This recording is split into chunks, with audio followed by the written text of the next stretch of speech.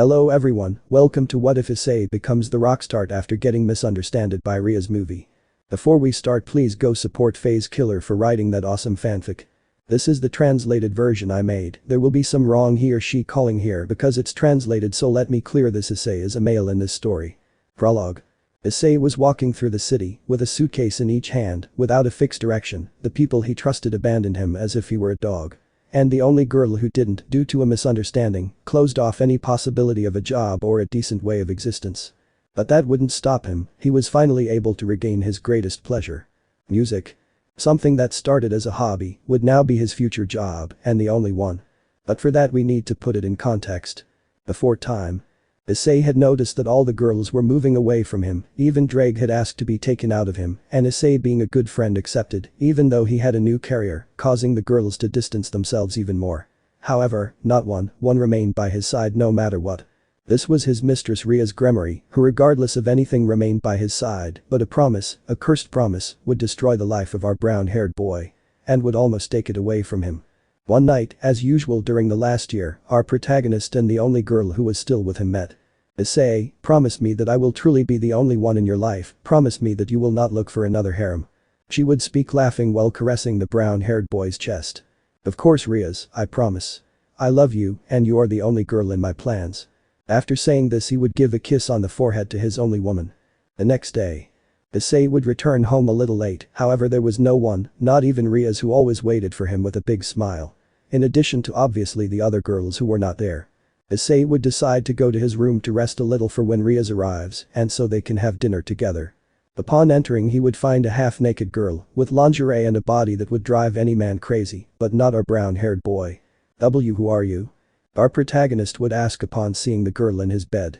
Someone you'll have a great time with. The girl would say as she lunged at Issei and knocked him to the ground to start kissing him. Something that our protagonist would not like, starting to forsake her, but she was too strong, starting to undress our brunette. Until leaving him completely naked. Let me go now. Issei would shout as he spun with her, leaving Issei on top of her. But the worst person who could come along would. Ice. The surprised and saddened Rias would speak while she kept looking at him, and several tears came out of her face. Issei would quickly get up from the ground to explain everything to Rias. Rias, I can explain. It's not what it seems. I would try to explain everything to Rias, but she was blinded by hatred, and the only thing she would do was slap Issei, hard enough to knock him to the ground. I trusted you, Issei, I never abandon you, and this is how you repay me? An enraged Rias would shout, not letting Issei explain, leaving him in a state of shock at her words. Issei, still stunned by the blow and Rias' words, would try to get up and tell her what really happened, but Rias would just walk. Rias approached a closet from where she would take out a gun, make sure it still had ammunition, and jump on top of Issei, hammer the gun, put it on his head and tell him. Tell me, why shouldn't I end your damn life? Last night you told me that you loved me. Rias' head was blinded by anger, rage and sadness. Several tears from Rias fell on Issei's face. Stop it. The other girl in the room would scream. Trying to help, she tried to take the gun from Rias, but in the struggle, the gun went off, grazing Issei's ear, leaving him partially deaf. Rias, scared, would leave the room, leaving a scared Issei on the floor and an equally scared girl. But also because of the panic, she would quickly create a magic circle and leave from there. The police would soon arrive, but Issei would scare them away by saying that the gun had detonated accidentally and that no one was in danger. That night, both Rias and Issei would sleep separately. The next day, no one would exchange a word. On one hand, Issei felt sorry, confused and guilty about what happened last night. But Rias only felt anger, a very big and pure anger. Every time Issei tried to talk about the subject and tried to explain it to her, Rias ignored him or answered him with, "Now I understand why the others left, you're a bastard," and other things, reproaching him for what happened. That would happen all day. The next day Rias would go to the underworld for the whole day. Leaving the brunette alone. Since he didn't want to remember what happened, he would spend the night in a hotel that day, until he would gather the courage to return home one day later. Issei would return to his house, opening the door in a way that the entire mansion would easily hear, but he would hear something in Rias' room. When he arrived, he would see Rias riding a man. While she was there, she would not stop moaning. Rias? An incredulous Issei would ask upon seeing such a scene. Oh, hello Issei, I hope you don't mind. After all, you did the same thing. Rias would say with a sarcastic and mocking smile. This would hurt Ice deeply, as tears unconsciously came out of him. I thought you loved me. A still hurt Issei would say, while more tears began to flow. Me? Love you? How could I love someone so despicable? I realize now. You'll never really have me. Now go if you don't want me to not miss the shot this time. I'd talk about a laugh coldly. After those words, Issei, scared and sad, would run to his room, filling 2 suitcases with all his clothes. While he was packing, he would find something that would impress him to see. He would find his old electric guitar, he would look at it while he wouldn't stop crying, then he would put it away and run out of the house, slamming the door on the way out. Without looking back and practically escaping for his life. That useless guy is finally gone. Shall we continue with our thing? The naughty girl would say, laughing at the man beneath her. I'm sorry Miss Gremory, but your time is up. The man would say, somewhat scared by the threat she gave Issei, as he got out of bed and began to get dressed. Please, I'll pay you for another hour. The disappointed Rias would say. Sorry, but my transport is coming soon. He would speak and then look at his watch impatiently and then see how a magic circle appeared. In fact, it's already here. He would say somewhat relieved. The same girl who tried to seduce Issei would come out of it, but this one was wearing more formal clothes. Manuel, get dressed quickly, I still have to go through Alberto. The woman would say in an expressionless way while crossing off a name on a list. Yes, Amanda-sama. The man would say as he hurriedly got dressed. So you are my ex-fiancé's lover. Rias would say angrily upon seeing her rival. Lover? No, miss, you're wrong. I was only hired to seduce the young Issei, but he never touched me. In fact, he tried to make me stay away from him, but my contract was very specific. The young woman would speak in an expressionless manner while still looking at the table. Manuel, all ready? She would raise her voice to her employee. Yes, I'm ready. The man said as he walked towards the magic circle. Thank you for hiring our services, have a nice night, and please don't try to kill anyone with a gun. The woman would say while the magic circle glowed more intensely. Wait, what do you mean I did not kill anyone today? Who the hell did you bring me with? The man would say, very excited by what the girl had said, but he would not finish since he would be transported. Ice, why didn't I let him explain? She began to cry sadly. I ruined his life. After saying that she began to cry and scream at the same time. Well with our chestnut. He was walking down the street, sobbing, and one word echoed in his head. Despicable, the word that Rias had said to him, one that had hurt him too much. He would decide never to return to that house, since he would not be able to face the fights, so he would go to the bank to withdraw money and at least buy a decent apartment. Good evening, how can I help you? The girl would say in a friendly manner. I'd like to get some money. Our brown-haired boy would say, trying not to look her in the eyes to avoid showing that he had been crying. Sure, how much would it be in the bank account? The girl would say while looking at the computer she had at her side. Minus 60,000 yen, and the bill is, insert random numbers. The brown-haired boy would speak sadly. Okay. He would say while entering the number that Issei gave him. I'm sorry young man, but it seems that your account was cancelled and you don't have any kind of monetary fund. This would surprise Issei greatly, leaving him in shock. Now he knew why Rias had gone to hell for a whole damn day, told Surziches what happened and cancelled all his bank accounts. Thank you miss. Issei would say, very shocked by what happened and trying not to let her see him cry. After leaving the bank, he decided to go rent a room in a hotel with a little money he had taken from his room. After arriving at his room he would just lie down, while the same word echoed in his head, despicable, despicable, despicable. As I remembered Ria's words, I would mentally say. It was all my fault, it was for the best, she will be better off without someone as despicable as me, who knows, maybe she will find someone better. So Issei would get up and go to the table in his room, starting to write the lyrics of his first song to clear his mind a bit. Despicable. Spending part of the night writing the lyrics of the song. The next day. Issei had fallen asleep at the table, so he would just get up and go get some work. Issei had already changed, put on somewhat formal clothes, and was preparing to go get a job with which he could survive. Since he does not have very advanced studies yet, he cannot get a very good job. Your first option is a small supermarket not far from the hotel where you are staying. The pay is not very good, but it is better than nothing. 2 hours later. Young man, you have a very good resume, it's so good that you can start tomorrow. Issei's new boss would say, who was amazed by his abilities. Thank you very much sir, I hope to be as competent as you expect. The very excited and happy Issei would say. Of course, young man, excuse me, you still haven't told me your name. Issei's boss would speak. Hi-do, Issei sir. Our protagonist would be very happy. Please get out of my office.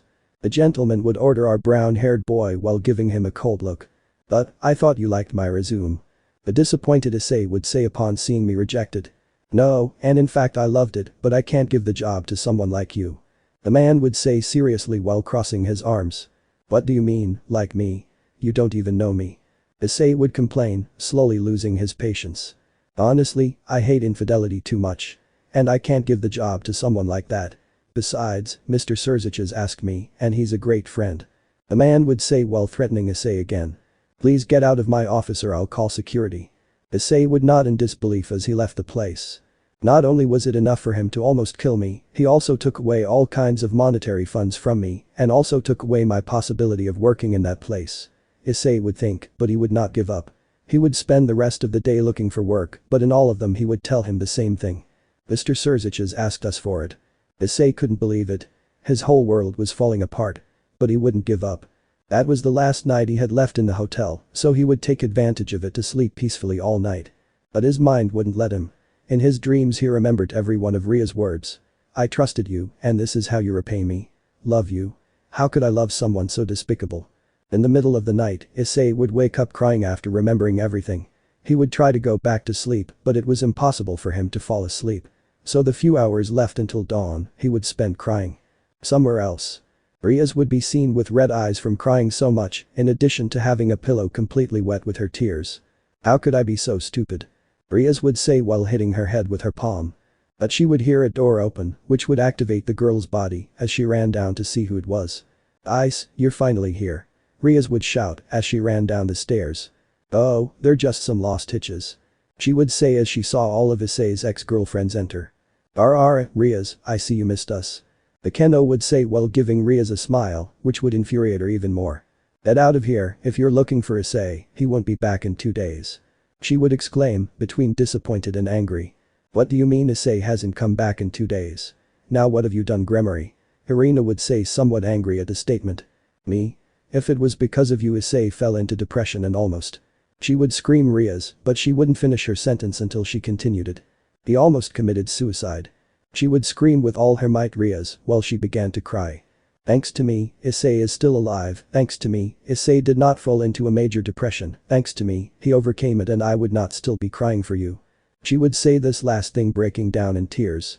While the other girls were stunned by the Retide's declaration. Flashback. It had been 2 months since the girls, Issei and Drake's parents left Issei's life. Rias was entering their house while screaming. I see I'm here. But this one wouldn't receive an answer. She would go up to Issei's room where they both slept. Upon entering she would see an Issei adjusting the rope being about to remove the bench and thus take his own life. Issei. She would scream a scared laugh as she ran and avoided what Issei was about to do. What the hell were you planning to do? Rias would say while hugging Issei. I can't laugh anymore, this pain is killing me, I can't take this anymore. She would say with a dead look without expressing any kind of emotion. Don't say that Issei, I'm still with you. And I will never betray you. You promise? I promise Issei, I promise. End of flashback. Rias would remember the promise she made and would continue crying, even louder than before, worrying the girls. Rias. The Keno would say worriedly, who would try to get closer to Rias. Do N''T even think about coming near me? She would shout very angrily. And what brought you back? I thought you were very happy with that Jack guy. She would say through tears very angrily. He turned out to be a son of a hitch who didn't care about us. Ravel would say, crossing his arms.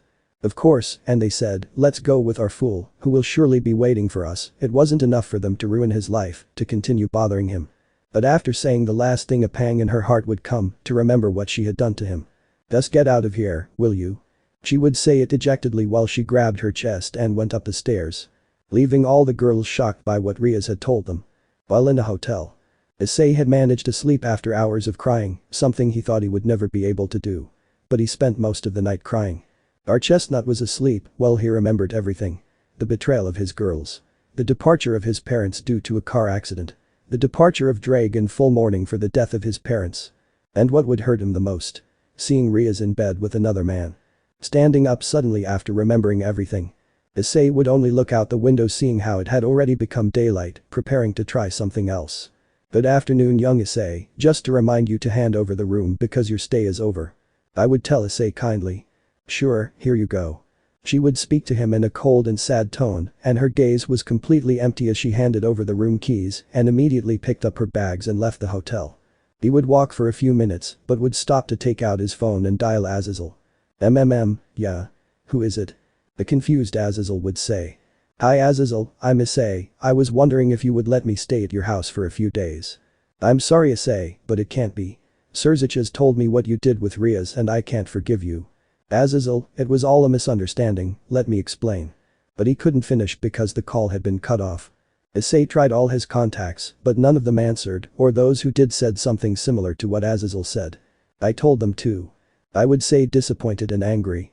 But I would decide to continue with what I had been doing yesterday, to look for a job. Hours later. Issei tried it in many places, even in small stores, but everyone knew about Rias and him. Current time. Issei would be walking in the lonely streets of the city, this would not matter to him, and he would take out of one of his pockets the lyrics of the song he wrote the other night. So I have no other choice. I would say, then go into what seemed to be a tunnel, put both suitcases down to use as a pillow, and sleep deeply and peacefully. Chap. 1. The first concert. Issei would wake up in pain and with his eyes somewhat swollen, since he had been crying, but ignoring that he would decide to get up. I never thought I would make a living from this, he thought as he walked towards the nearest square. While reading a song he wrote the day before. An hour later. Our protagonist was tuning his guitar to begin his mini show. Till we get reciprocity. How can we stand by? Yesterday, I turned on the TV. I saw another man down. He was screaming. He was screaming. He can't breathe no more. He held his hand high. He held his hands high. But then he got struck down. Oh, he got struck down. Issei was about to continue playing, but a group of 4 men approached. What the buck are you playing? Do you think that because you play guitar you are better than us? The guys would say while taking the little money that they had given to Issei. Hey, that's mine. An enraged Issei would shout as he tried to recover the little money they had given him. But as was already obvious, he would be received with punches from his attackers. From so many blows they would knock him to the ground where they would begin to kick him, while Issei was only in the fetal position, trying to cover himself from the blows. Hey, you 4. Leave the boy alone. A man of at least 23 years old, quite muscular, tall and with black hair, would shout. And if we don't want scum? The strongest one would say, throwing himself at the guy. He would just dodge the attack and return it 4 times stronger, leaving him in terrible condition.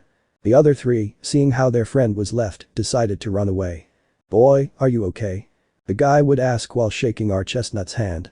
Yes, thank you. What is your name? Issei would say, somewhat in pain, as he took the subject's hand and stood up. Don't worry about my name, by the way you play quite well. The young man would say while inviting the brown-haired boy to sit on a bench not far from there. Thanks, I guess. The somewhat sad Issei would say.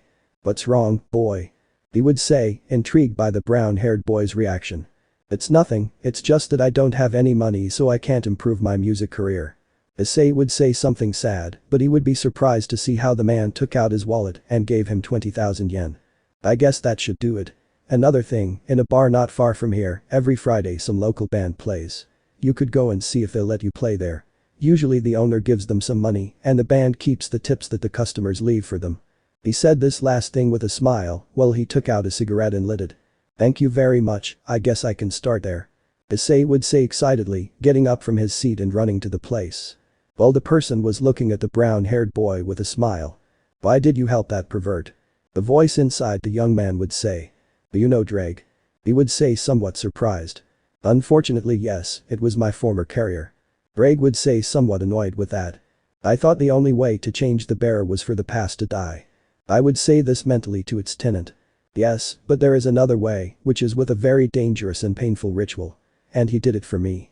He said this last thing thinking about what he did. And you treated him like this? Wow Drake, I didn't expect that from you. He must have said that to get up and throw away the cigarette, then walk away. A few meters away. The chestnut tree was seen running towards a musical instrument store. Upon entering, you would find a box of mixes, purchasing it instantly after drinking it. Then he ran towards the bar that the man told him about, since that day was Friday, and there were about 6 hours left until nightfall, and he still had to talk to the owner. 30 minutes later. I guess this is it. I would think about going in and asking for the owner. Upon entering you would see a blond man cleaning a table. Good afternoon, I came to ask about the event tonight. So, could you tell me where the manager is? He said somewhat worried since he knew that Serzic had told most of the locals about his thing with Quarles, some already knew him, while he gave others money not to hire him. Of course, I'm the manager. I would say that to turn around and lean on the table I was cleaning. I came to ask about what group is playing today. Issei was worried about the answer he might give him. Well, we don't have anyone, we had a group, but they cancelled 2 hours ago. I don't know what we're going to play today. You could hear him sounding a bit disappointed and worried about his situation. So if you come to ask who's going to play, no one's going to play, so I understand if you don't come. Afterwards he would prepare to continue cleaning the tables, but our chestnut would call him again. In fact, I came to ask if I could play. Issei would say it's still worried about the aforementioned. Of course you just saved my ass. He would say this while jumping for joy and with a big smile. Tell me your name, the names of your members and the name of the group. He would speak very quickly while taking out a notebook from one of his bags. Well, my name is Issei. I would say it somewhat saddened and nervous about what the manager might say. You said Issei. He said coldly towards our brunette, which only worried him more. You know, Surzic has told me what happened. But honestly I don't care, what happened with you and that girl is none of my business, so tell me now the name of your group and the members. I would say it very excited about the group that is going to play. Aren't you worried about what Mr. Surzic says? Our protagonist would say it's somewhat surprised.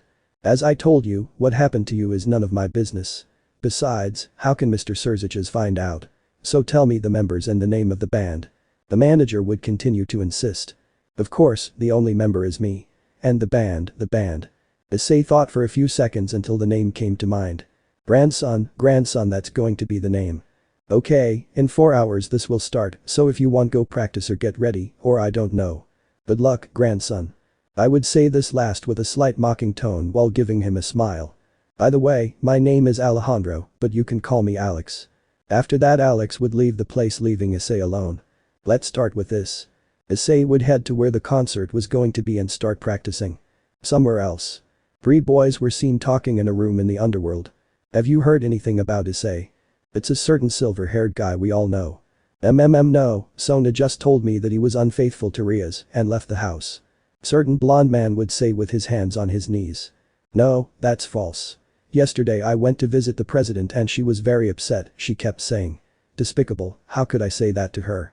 That was the only thing she said, besides saying sorry Issei, I didn't want to. I tried to talk to her, but she didn't pay attention to me. She would say our favorite prince. This is very strange. Bali would say while crossing his arms and leaning back in his chair. Well, let's stop worrying about that. How about going for a drink? I know a bar where bands play every Friday.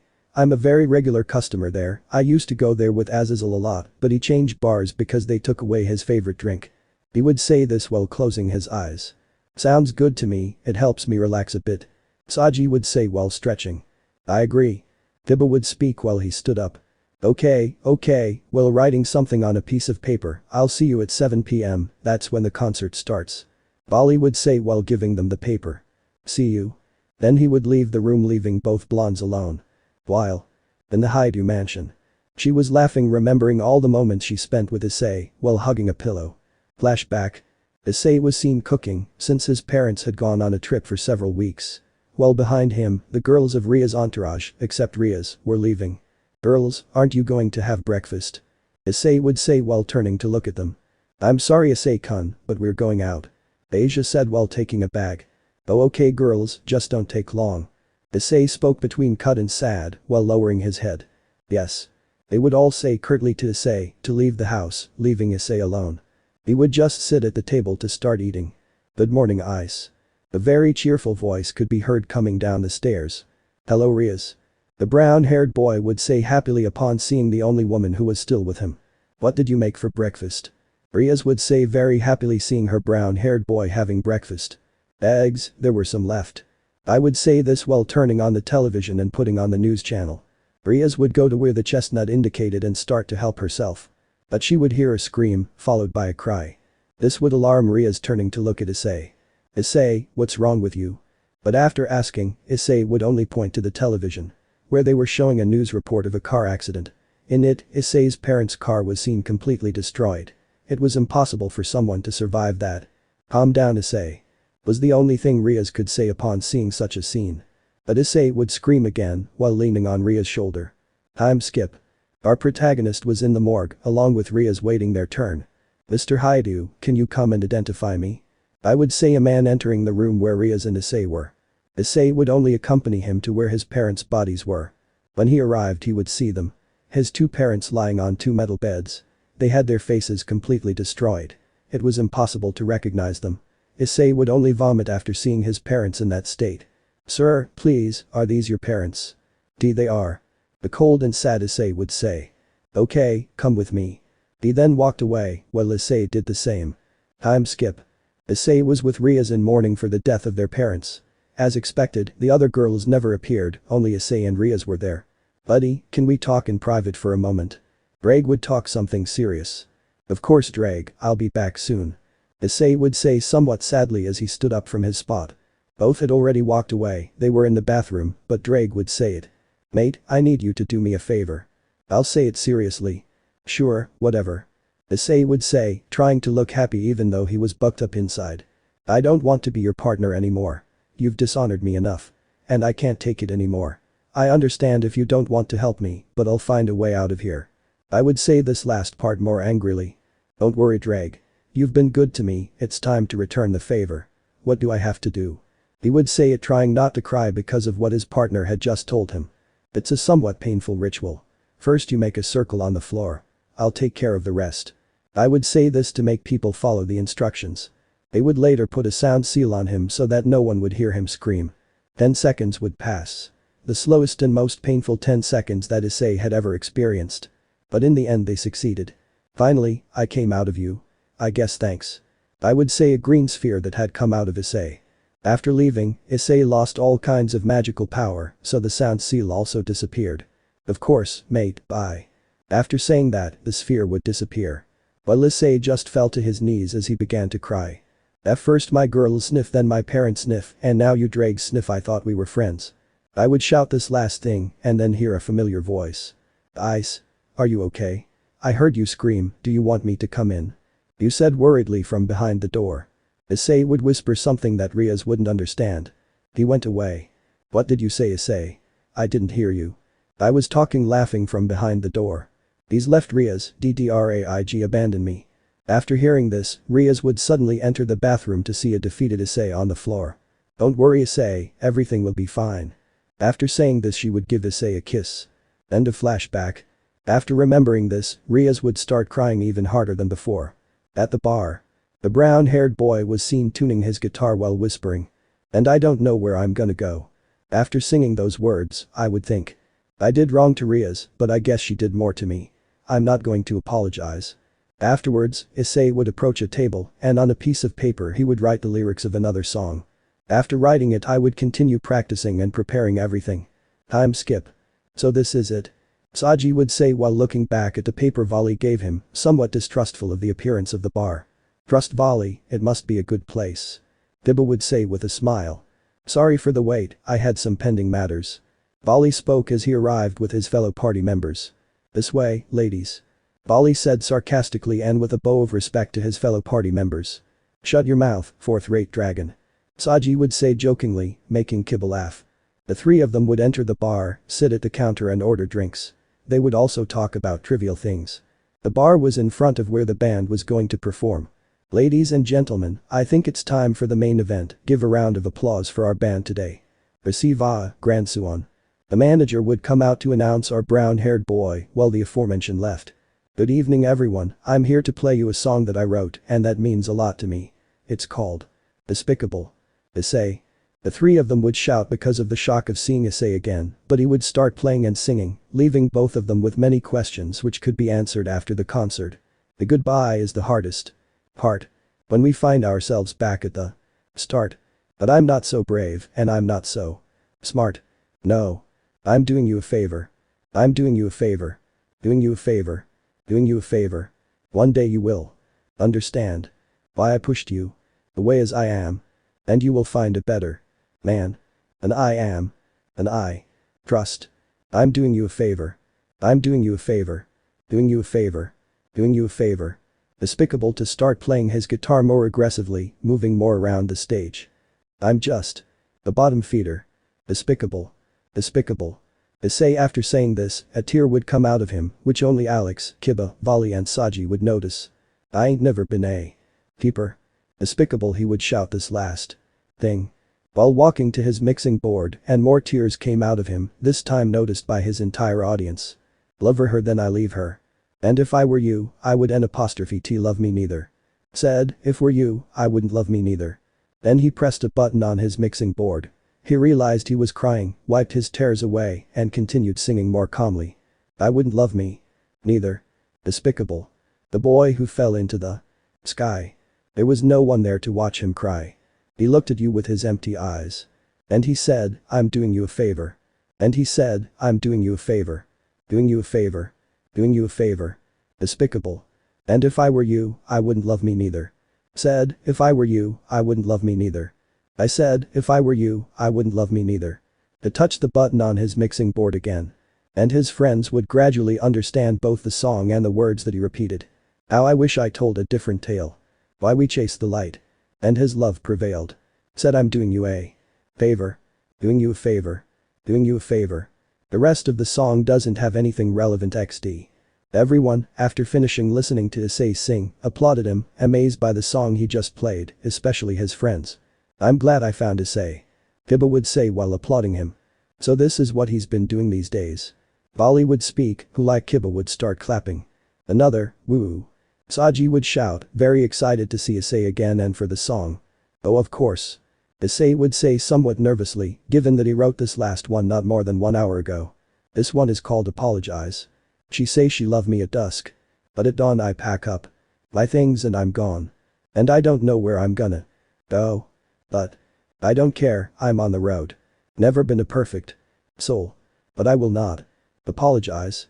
In a lot of places in this life. I'm living with nothing to fear out here. There's lessons you learn. Bridges you earn. All for the cost of $1 to earn. The rest of the song is the chorus, which is marked like this.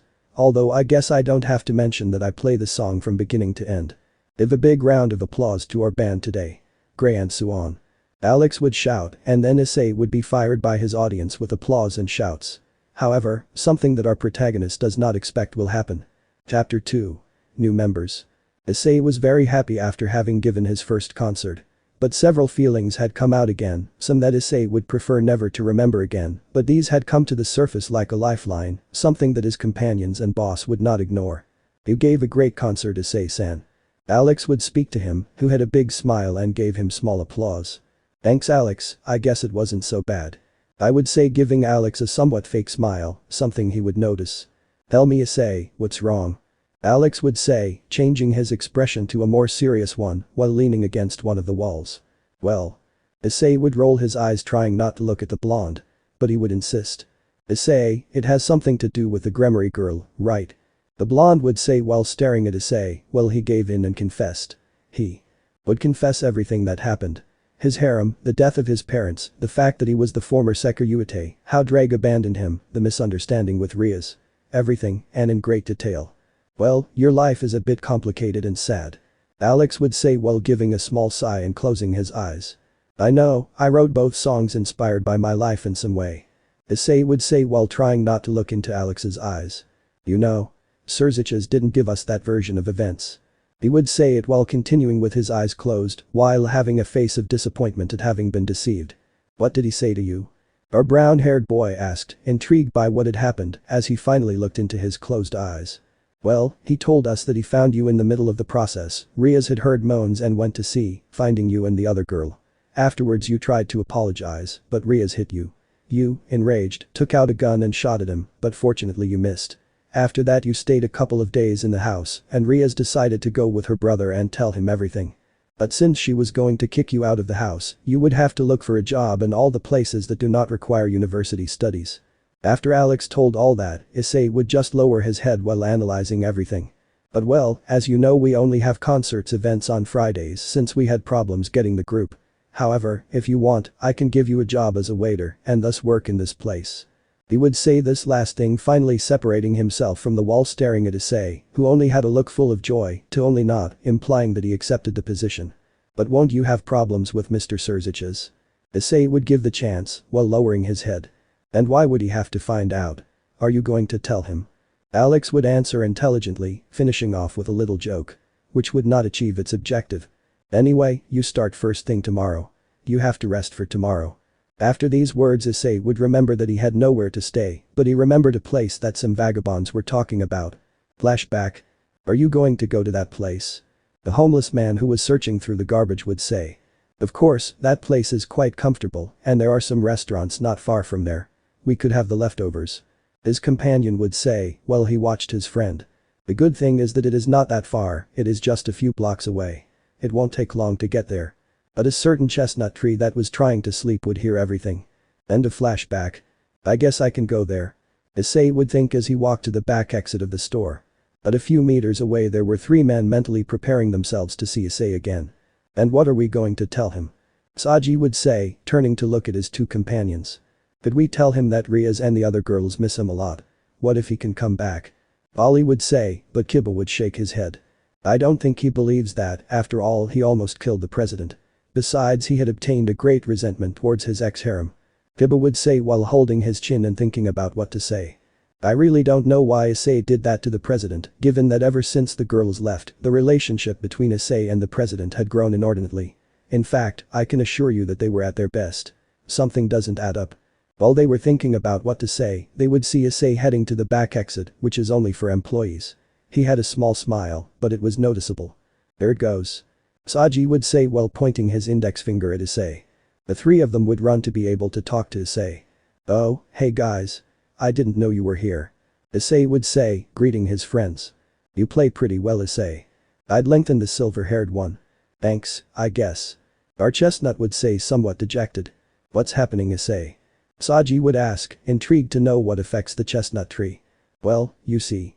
Thus explaining everything that had happened to our chestnut tree. Some things they already knew, like the departure of his harem and the problem with Rias, but now the true version. But it would be a big shock for Saji to know that Issei no longer had drag. Kiba knew this because Rias told him, while Vali knew it thanks to Albion telling her about the change of Drake's bearer. So it was all a lie. Vali would say, looking quite angry. The president tricked me. Kiba would say somewhat disappointed. I never thought she could do something like that to you, Issei.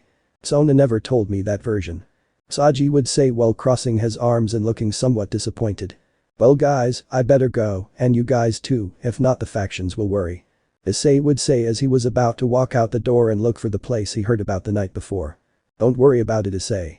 We will support you in everything. Bali would say while putting his hand on Issei's shoulder. You know. I can play the guitar a little. With a few classes I can play well. I mentioned it to him with a small smile. I can also play the guitar a little, and I can help you with that, too. Our favorite blonde would say while pointing at the mixing console. And one day I play the drums, how difficult can it be? Saji would say, which would give a small laugh. Won't they get into trouble? Issei would say, trying to make his friends see a reason not to do something they might regret later. Don't worry, Issei, I was already fed up with those old men anyway. Bali would say with a smile, making the two blondes nod, implying that they agreed. Oh guys, thank you. Issei would say as he hugged the three very gratefully while they returned the hug. In the Hayadu mansion. Issei's ex-harem had decided to stay in the house waiting for the brunette who obviously would never arrive. While with Rias, although I didn't agree and really didn't want them to stay, I didn't have the mood or energy to fight. The girls decided to try to help her, but they only made things worse, leaving a girl who, in addition to having a mild depression, was also extremely angry. So they just limited themselves to preparing the food that Rias ate since she never left Issei's former room at any time. In which he spent most of the day crying over the stupid thing he did. But one day everything changed in his daily routine of depression. Are you laughing? A certain black-haired girl would speak, worried about her friend. Get out of here, Akeno. Rias would shout very angrily. It's Urzich's, he wants to see you. Akeno would say, somewhat saddened by the state of her friend. But Rias, upon hearing her brother's name, would almost instantly get out of bed, run to the door and throw it open. My brother is here. Rias would say, shocked by the news. It was clearly noticeable that she had cried for days on end, her eyes were too red and swollen, in addition to having large dark circles due to the little sleep she had enjoyed, the little makeup she had on the day everything happened was still on her face, completely run all over her face, her hair was completely messy, it seemed like she hadn't fixed it in days. Her face, in addition to having makeup, also had many dried tears, and her clothes were full of both sweat and tears. Her clothes consisted of small denim shorts and a sleeveless shirt. Yes, Rias, I decided to come see how you were. And from what I see you're not very well. Urzich's would say somewhat worried as he walked out the door, something that Rias hadn't noticed at all. Later, both would go to Issei's former room, which was completely messy, both from the time Issei put everything away and from Ria's stay. Rias would explain all the misunderstanding that there was. This made Surziches quite angry, since the version he had given to almost the entire city was the version that Rias had told him. Without a word more, without a word less. Rias, why didn't you tell me the truth from the beginning? Amayu would scold his sister for the fact of having let herself be fooled. After this scolding, Surziches would leave the room, leaving Rias even more saddened than before, while she just lay down on the bed that belonged to our chestnut to remember happy moments. Flashback. Seriously Rias, I don't need these therapies. Issei would say with a completely empty gaze that observed the back of Rias, who was running while holding the hand of an Issei who was not specifically running. I already told you Issei, it's important that you go with that doctor. Besides, we're 15 minutes late. Rias would say while trying to get there quickly. Why did it take you so long to get up? I really don't find a reason for me to get up, what's the point? Issei would say sadly with his lost and empty look.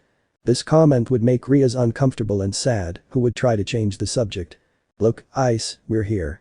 I would say Rias to see what looked like a building, the two of them entering this place. So 2 weeks would pass, where both Issei and Rias would go to psychological therapy.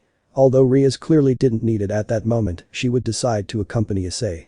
The two would be leaving the doctor's office. I told you Rias, this isn't working. Issei would say in a dejected manner. But Rias wouldn't give up. Come on Ice, I know a place where we can have fun. Rias would say with a big smile. Both would arrive at what appeared to be a motel, where both would enter. Good afternoon, how can I help you? The person in charge of the place would say in a friendly and calm manner, already imagining what was going to happen. Yes, could you give us a room? He would say this while placing a few bills on the counter. Sure. I'd take the money and leave a key instead. Have a nice night. With a big smile. Both would arrive at the room. Rias, why are we coming to a motel? Can we go to the house? And Issei would say without knowing what was about to happen. Calm down, Ice. I would tell him to push him onto the bed and start undressing him and doing what we all know how to do. They would spend a month like this, where both Issei and Rias would go to psychological therapy, then go to some fun place. For ice cream, to a bar, to a club, among other places. Then either in the Haidu mansion or in a motel, both of them would do it most of the night. Something that also helped Issei's mental recovery was the fact that once classes resumed, none of the former harem returned to the academy. End of flashback. Rias, after remembering this, a tear would come out of her, followed by more. Somewhere else. The members of Grandson were found walking through the dark streets of Kuo. And where are we going? The brown-haired boy would say, confused, since they were going to a somewhat unknown place for Issei. My house. Our prince would speak and give them a warm smile. Just don't get used to it, because as soon as we can we'll have our own house, one where those bastards can't find us. Bali would say, his arms crossed as he walked. It wouldn't be bad in another city or country. Saji would say, imagining himself living in another country. No, first of all we don't have the money to leave, and secondly I finally got a somewhat stable job. Issei would say, surprising everyone since they hadn't thought about that factor, but they would be taken out of their thoughts by a voice. This is it, welcome to my house. The blonde would say with a smile. Biba's house was an average 2-story middle-class house, with a small garden at the entrance. The interior was not that great either, it had a living room with a flat-screen TV, but not that big or extravagant, also with a small backyard, a kitchen that was also small. On the upper floor there were 3 bedrooms. Well, I hope you like it. It's not much but it's a nice place. Biba would say with his typical warm and friendly smile. Well, then how are we going to sleep? Saji would say something that would make the 3 of them think. But what none of the blondes would expect was to see how the other 2 remaining would run up the stairs and each one would lock themselves in the remaining rooms. Well Saji, I guess you already have your answer. Have a nice night. Biba would say as he went up the stairs to go to his room, leaving a blonde-haired boy in shock at what he had just seen. Resigned, he would head to one of the armchairs in the living room. The next day. The group had woken up, some better than others, but everyone was awake already. Good morning guys. Issei would say as he came down and rubbed his eyes, to be greeted by a hello from Kiba and Vali. However, a certain blonde-haired boy was not as happy as his companions. What's so good about it? Saji would whisper while eating his cereal. But something he didn't count on was that his classmates would hear him. But, putting it mildly, the 4 of them would eat with complete peace of mind. And how did you guys sleep? Kiba would say to find out about the tenants. Vali and Issei would answer with compliments about the beds in the other rooms. But a certain blonde would only say. Hard, that chair was too hard. Saji would say while rubbing his back from the bad night he had. Also, couldn't they have given me a blanket and a pillow? Saji would complain, but the other three would just laugh, making Saji angry. Time after. Luckily Alex needed some extra help, so he would hire the other three men. During the first week they spent their time working so they could have money and move house. Also, during the time they were there, Alex told them about a record company that they might like to talk about. This clearly excited them, but they weren't ready yet. The next two concerts Issei continued playing alone, since his companion's knowledge of music was very basic and poor. Until all his plans fell apart. 2 weeks after Vali, Saji and Kiba joined grandson. Rias. Surzichas told me that there is a renegade demon near here. The Keno would say from outside the room that now belongs to Rias. Tell Kiba to take care of it. Rias would say, sunken into her pillow, letting out a slightly angry voice. That's the problem, Kiba doesn't answer. After hearing this, Rias would get up from the bed and go towards the door to open it and see a Keno. What do you mean you're not answering? Rias would say, upset, while observing a Keno. Yes, we called him through a magic circle, but he didn't answer. We also tried his cell phone but nothing. The Keno would say, trying to get away from the fights because of the strong smell he had, since he hadn't taken a shower in weeks. We'll go get it. Rias would say to turn around and get ready. While the Keno took a breath since she had run out of it. Somewhere else. Our favorite group was walking towards the blonde's house while they talked, and from time to time they made a joke making their companions laugh. Wait, do you feel that? Kiba said in a serious tone as he stopped his companions from walking. Yes, it's the energy of someone known, but whose? Saji would say while his countenance also changed. So after thinking a little and given the possibilities they found the most likely one. Rias. The four of them would say in unison, then the four of them would run in the opposite direction of Kiba's house. At Kiba's house. Rias, Okeno, Kaneko and Asia would appear, since they were the most worried about the blonde. Kiba, are you here? Rias would shout, which would echo throughout the house. But when they didn't get an answer, the four of them started searching the whole house without any results. But something would catch their attention, since there were a lot more clothes in the house. The other two rooms had clothes lying around, as well as several suitcases in each bedroom, but what would catch their attention the most was that the armchair had a blanket and pillow, which would confirm that there are more people living with Kiba. While Okeno, Kaneko and Asia thought about what could have happened here, Rias would look for some clue as to where her night could be. Entering one of the rooms, she would find something that would surprise her greatly. She would find 2 suitcases with clothes that were missing from Issei's closet because she had been watching him the entire time she was in his room. In addition to dirty clothes that were thrown around the room. Which Rias would smell, recognizing Issei's scent. Ice. Chapter 3. A stone in the road.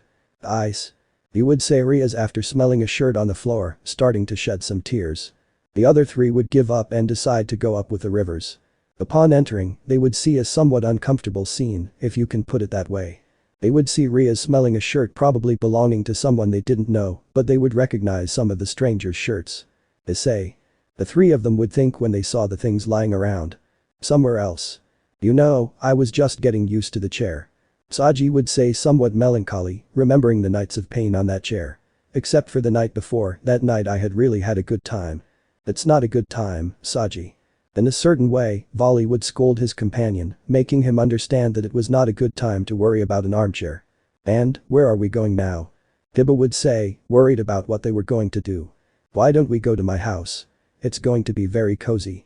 The somewhat incredulous Saji would say about the situation they were living, to which Vali would just give him a light blow on the head. Isn't it obvious? Those bastards will look for us even under the rocks. We can't go to a place as obvious as your house. Vali would explain to him somewhat frustrated, but of course, none of them would stop their path. Until they would be stopped dead by a signal from Issei. What's wrong? Kiba would ask, to which Issei would only answer with an I know where. To leave them surprised by this statement. Follow me. Issei would tell them, and then the four friends would enter a somewhat dark alley. Somewhere else. The portal could be seen appearing in the Haidu mansion. From which the girls who had previously left in search of the blonde would emerge. Rias would be the first to leave the magic circle, as soon as it would let her do so. Almost instantly she would run to her new room and close it with great force, echoing in the silent mansion. What's going on? Irina would ask incredulously, as she was eating along with her companions. It's Issei. The Keno would say dejectedly, to which the girls upon hearing this statement would immediately get up and just like Rias, they ran to their respective rooms and prepared to be able to look for the brown-haired boy. I'm coming for you, Issei. Rias would think as she changed her clothes so she could go out in search of the brunette. Unknown place. Sir, I have returned. A young man of no more than 25 years old would speak, with purple hair and dark brown eyes, and wearing a large black robe with small golden details. Well, did Mr. Haidu receive the gift?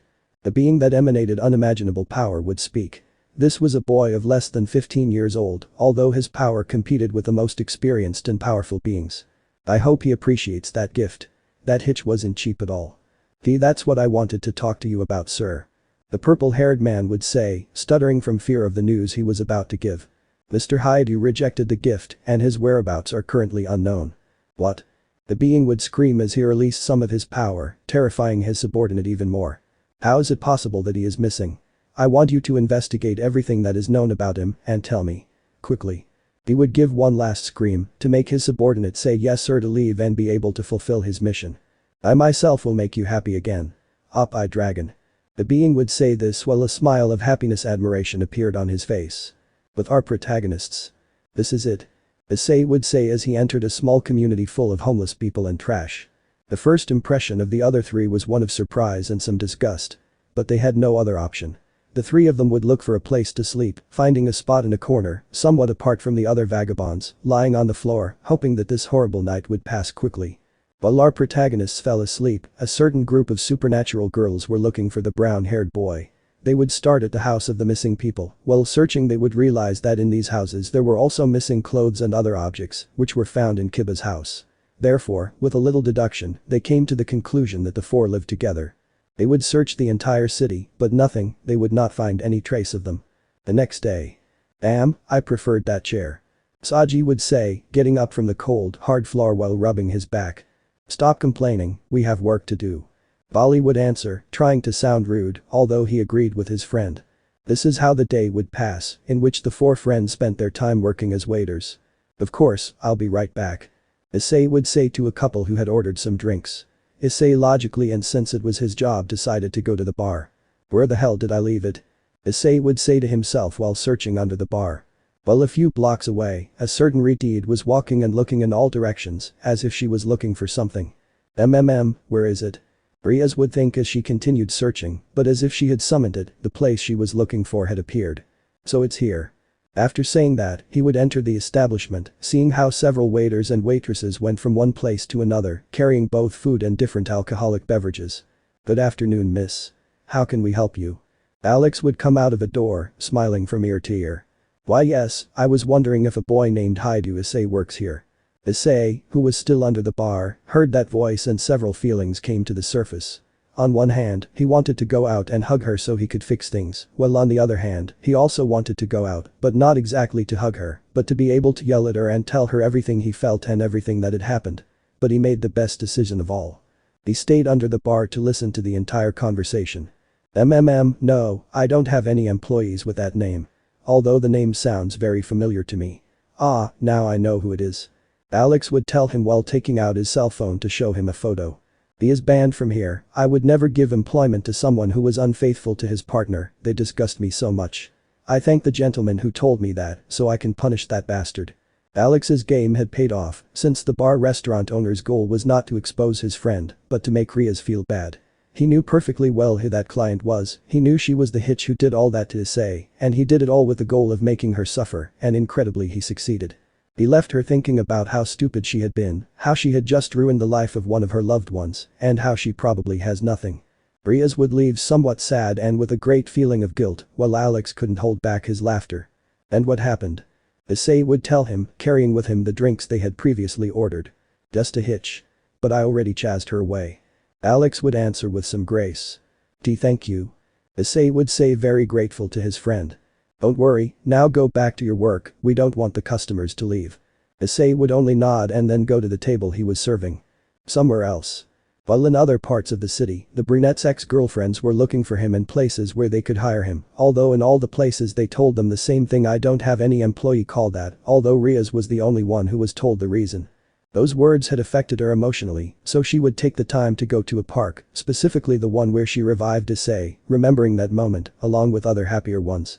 Finally Rias returned to the Haidu mansion. As she entered, the other girls talked to her, but Rias limited herself to ignoring them and just went up to her new room while she prepared to repeat her new routine. Get up, look for Issei and go back to sleep. But not only in the Haidu mansion was there an atmosphere of tension, but also in the underworld.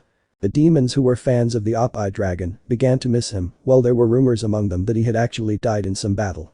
The pressure on Surziches was slowly increasing as any mistake could lead to chaos due to the fact that the most well-known public figure in the underworld was probably starving in some alley or dead. He could stand this pressure. And he knew he couldn't hide it any longer, but he couldn't do much until his sister found Issei. But fortunately not everything on that planet was sadness and tension, since in a certain bar restaurant, 4 guys came out with very happy faces since that day had gone extremely well for them. All 4 had received congratulations and recommendations from the clients, something that of course benefits them. You know, if we keep going like this, maybe in a month we can pay for an apartment. Saji would talk to them while stretching. For the first time I have to agree with you, if we continue like this, we will stop sleeping on the street. Bali would agree with Saji, while none of the 4 stopped walking. Also, we have to start taking lessons with the instruments, we can't leave everything to Issei, we have to help him with the concerts too. Thibaut would say to his friends, who would think that little part, while Issei would just let out a small laugh. Don't worry about it, I've been doing pretty well on my own so far, that's not our priority right now. I would say to soften the moment, but it only made them think more. Anyway, we have to hurry up and get the house, those hitches will soon find where we sleep, and if they find us they will be a pain in the ass.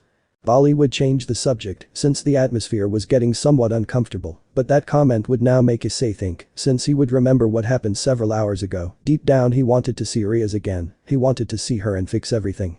But he also didn't want to see her again, he wanted her to rot. But really this desire was overshadowed by the first, his desire for everything to go back to the way it was before was even greater than his fury.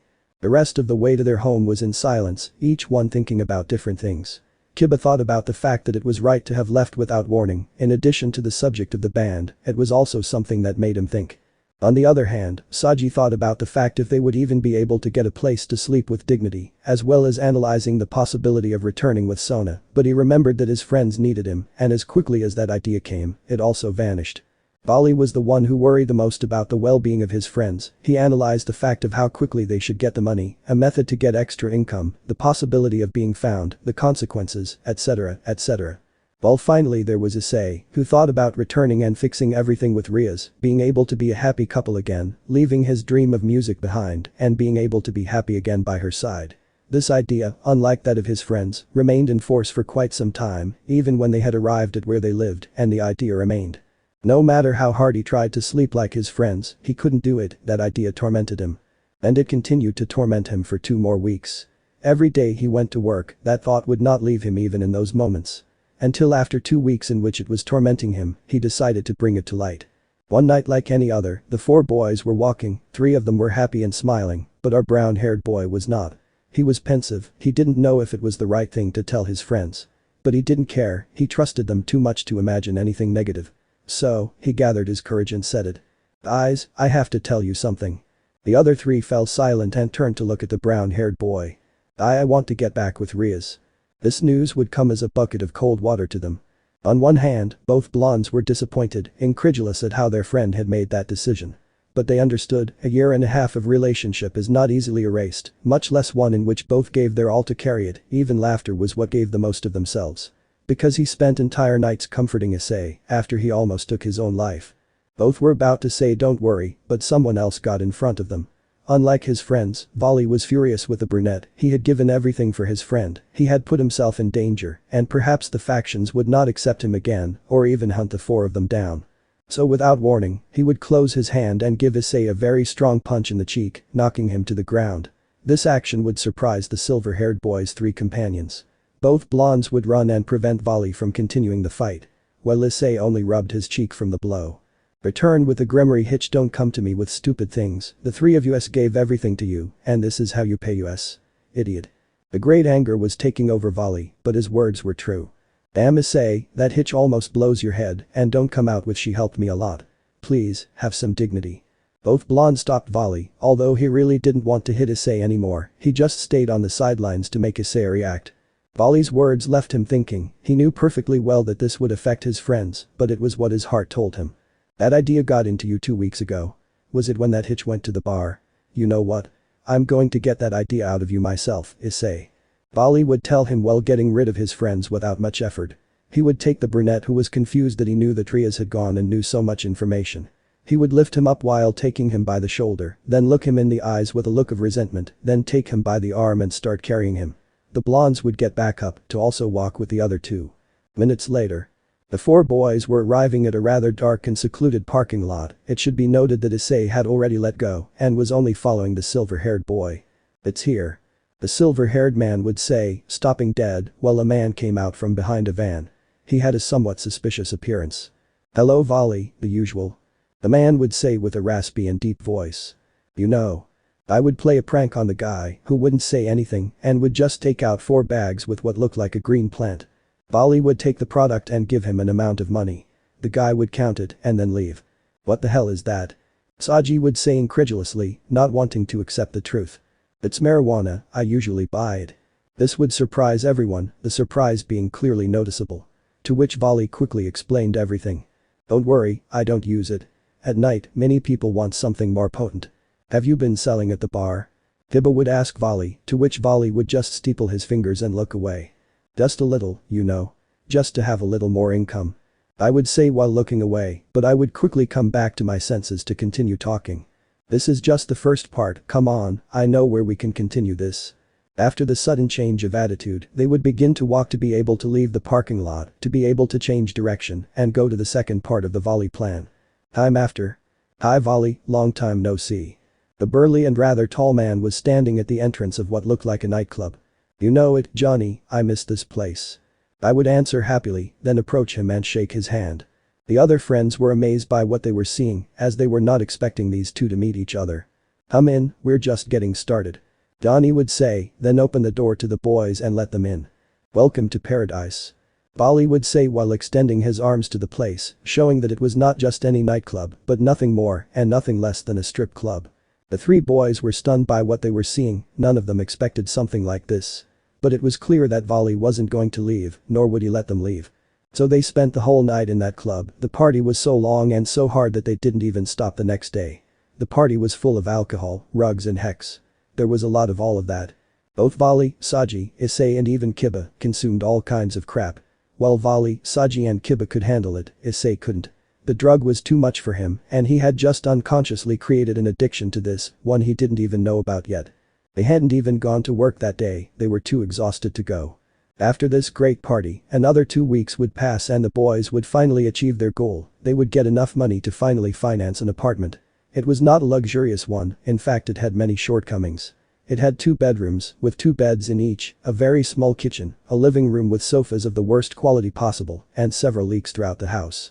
While in the underworld, Serziches was in his office, sitting in his respective place, while looking down, in the direction of his desk, while with his palms he held his head.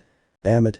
He would tell himself mentally, then with his right palm he would lightly hit his face, while with his left, he continued to hold his head. But something would interrupt his silence. This was the fact that his sister and her respective entourage had arrived, in addition to the rest of Issei's ex-girlfriends. "What's wrong?" Rias would say, having just left the magic circle. It was obvious that she wasn't feeling very well psychologically, even though her face tried to show otherwise. Serziches would just stand up from his chair, then walk towards his sister with his gaze downcast, and finally slap her. This fact would not only disconcert Rias, but everyone present. "How the hell did you let this happen?" He would coldly speak to his sister, who was still stupefied by everything that was happening. "All the factions know it." He would say this saddened and annoyed at the same time.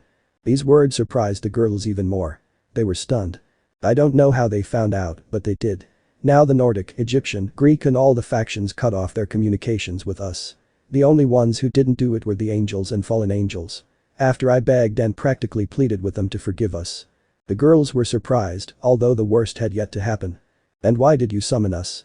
The Keno would ask firmly, to which Serziches would just turn to stare at them. "The only condition for the angels and fallen angels to forgive us." Serziches wouldn't finish his prayer because he didn't know how to finish it properly, but he would find courage and let him fall. "Was that we stop looking for young Issei." This news would shock each and every one of them. The most affected was Rias, who tried to deny it with her head, even though she knew it was true. "And no, I'm not going to leave my eyes.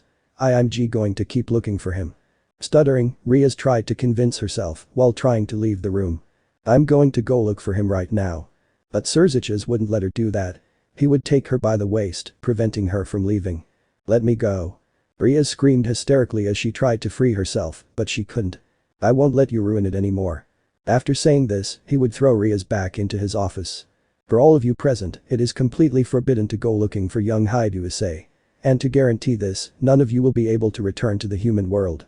The news of not being able to go back to look for Issei would break each and every one of their hearts, especially Rias, who finally exploded, starting to cry in large quantities. But none of them knew what was coming to them. Chapter 4 on the road to success. Pie. An alarm clock would start ringing, while our brown-haired boy would turn it off with a bang, then he would get out of bed and look around. Shit. He would say to himself as he looked at the room and couldn't find Volley, since he was the one he shared the room with. Those bastards forgot me again. He quickly got out of bed to put on a pair of pants that were at the foot of the bed, followed by a white shirt that was on a chair and the black vest required by the bar. He would leave his room, then run to the front door and run back to work. It had been a week since they bought the apartment. Now they had dedicated themselves more to fulfilling the dream of the four of them. Being a great band. Issei had started to compose more songs, although most of them had not been finished. Volley and Kiba had started to take guitar lessons with Issei, and with the money they had left, they bought another guitar, as well as a drummer for Saji who reluctantly took drum lessons, although he said it was not necessary. However, an addiction was consuming the singer-songwriter. Besides the drugs, he still missed Rias, although he didn't show it to his friends for obvious reasons. But a certain being was willing to help them from the shadows. 2 days before the purchase of the apartment. Knock knock. The sound of a knock on a door was present in a room. Sir, I have information about Issei. The voice behind the door would be present, while a younger voice answered him. Go ahead. He would give permission for the person to enter. Without wasting any time, he knelt in front of his superior. It is known that Mr. Issei was exiled by the demons and that he is currently living in a community of vagabonds and works as a singer and waiter in a small bar. Kneeling and with a trembling voice, he would give the report to his master, who, upset, would hit the table. What? He would scream, making his voice echo in the room. Those bastards are going to regret it. I want you to contact all the faction leaders except for that damn demon. The subordinate would just nod and leave the room while the young man waited. 1 day before purchasing the apartment. Sir, what you asked for? He said as he created a circle in front of the boy's desk, revealing only the back of the chair. Why did you summon us? Auden would ask the boy whose face they didn't know. To ask you a question. Do you trust Surziches? The question would leave those present thinking. They would all say yes in different ways, at different times, but they all confirmed it. What if I showed them this? The guy would say as the magic circle changed direction to a screen. On which a video was broadcast of the exact moment in which the woman lunged at Issei, his struggle and the moment in which Rias almost blew Issei's head off. Those present were stupefied, they had been fooled in their faces, in addition to the fact that several of them had dedicated some beautiful words to the poor boy. The feeling of regret would be present, marking the leaders. Most wanted to kill Surziches, while others just didn't want to see him again. Damn Surziches, why the hell would he do something like that? Azazel would say in the air, who couldn't believe what they did to the brown-haired boy. I leave it in your hands, you will know a better way to punish him than me. The communication would be cut off, and the boy would let out a long sigh. What bar does Mr. Issei work at? The young man would tell him, while turning his chair, letting him see his disciple's face. It's one on the outskirts of Kuo City, he also works as a singer on Fridays. I would answer, to which the being would just laugh. Well, we'll go in a week, I have some plans. I would tell him, trying to keep a cold tone of voice, although words full of hope escaped him. Current time. Damn you. Issei would shout quite tired while he was about to reach them. Oh, Issei-kun. With a smile and a friendly greeting, he would say Kiba, to which the other 3 boys would stop in their tracks. Waiting for their 4th member to catch up to them. You look so cute sleeping. Saji would mockingly tell him, to which Issei would only look away noticeably annoyed. That day the boys worked normally until the last hours of the day. Well, this is the moment. The brown-haired boy would murmur to himself, with guitar in hand so he could enter. However, a hand would rest on the chestnut's shoulder. It is time for the band to have its first concert. Issei would turn, appreciating how Volley kept her hand on him. It was clear that the 3 boys were ready. Issei, still in disbelief, would open the curtain a little, revealing that everything was set up for more than one person to play. But they've only been in school for a week. He would try to deny that possibility to his best friends, to which Volley would only reply with a trust us. Now, the 4 of them, full of determination and joy, would enter the stage and play once again. Hours later. The concert had ended, screams and applause filled the small venue. You really are amazing, Issei-sama. The hooded person would think, who was accompanied by a purple-haired man. "Snay, we're leaving." Snapping his fingers, he would order his subordinate. "Then do what I told you." "Of course, Amon-sama." He would answer his superior with his head down and respectful. Both individuals left the premises, but not before Snay placed a piece of paper on a cork board. Minutes later. The group was receiving praise from their coworkers as they said goodbye before leaving the place. "I didn't think it would be so tiring." Yawning, Saji would say, opening the main door of the bar. But he would be stopped by Kiba. "Look guys, it's the number of a record label, it's called The Fire of the Hell Records. We could go there so they could help us sell our records." The excitement in his words was evident and the others also turned to the corkboard. The four of them were excited about this record label and would leave work to go home and sleep. The next day. The four of them were already awake early in the morning and were having breakfast. They had made a call the day before and it was answered and they gladly agreed to listen to their singles. The boys, full of excitement, rehearsed for much of the night and although they slept only a few hours, their excitement and joy kept them on their feet. Hours later. The moment the four of them had been waiting for had arrived. They were in front of the office of the Fire of Hell Records. Without further ado, they entered the big office. They walked through the hallways while appreciating the place. It was an office full of artists without much renown, but they had a stable fan base. They arrived at what looked like the reception area. Issei quickly stood in front of the woman who was there. After a few seconds of talking, the woman would speak to her superior since he was the one who wanted to listen to them. "I'm after. I hope everything goes well." Saji would say while moving his feet, denoting his impatience and nervousness. "Maybe you wouldn't be so nervous if you had practiced more." Bali would say scoldingly while tuning his guitar. "Come on, don't be so mean to him." Tiba would say with a friendly smile. "Guys, this is the beginning of a great future for us. The beginning of our dream. Let's not let anything stop us. Let's make grandson's name resonate throughout the world." Raising the tone of his voice he would say this last thing while raising his hand forward. His determined companions would repeat the action, placing their hand on top of their partners while the four of them looked into each other's eyes. Until a voice called them. "Grandson group, please come to Mr. Momin's office." The boys would obediently enter the aforementioned office. Where they would be greeted by a person who was around 50 years old with white hair and a beard. "Please, enter the room in front of you." He would tell them indifferently pointing to a room which was covered with a material that improved the sound in the place and it also seemed quite expensive. While he was pointing them, the man was reading the lyrics of the song they were going to perform. Despicable. The four of them would obey, entering the aforementioned room. While a woman in an elegant outfit closed the door tightly. The man would count down from behind the glass with his fingers. 3, 2, 1.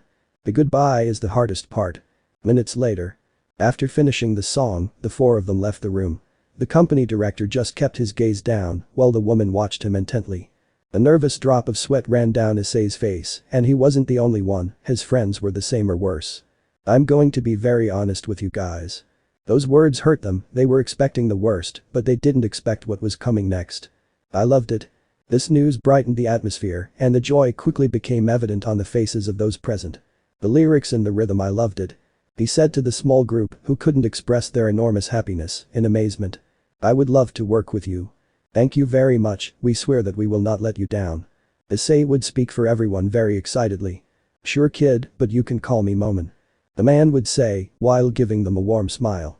The rest of the day, Issei and company showed him everything they had. All his songs and his experience, little but it was experience after all.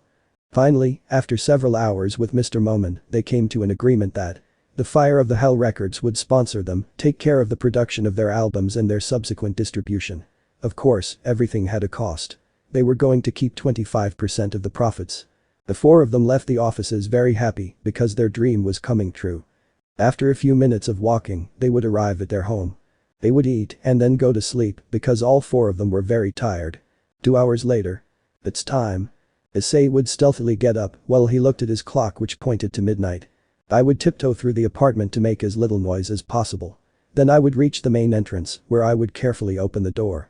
Once outside, he would walk through the cold, dark streets of Kuo while immersed in his thoughts. After a few minutes of walking, Issei would reach an alley. He would enter it to reach a large metal door.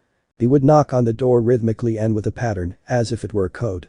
After finishing the code, a tall and burly man would open the door. After a few seconds in which he looked Issei up and down, he would let him in without further ado. Not a word from him or from Issei.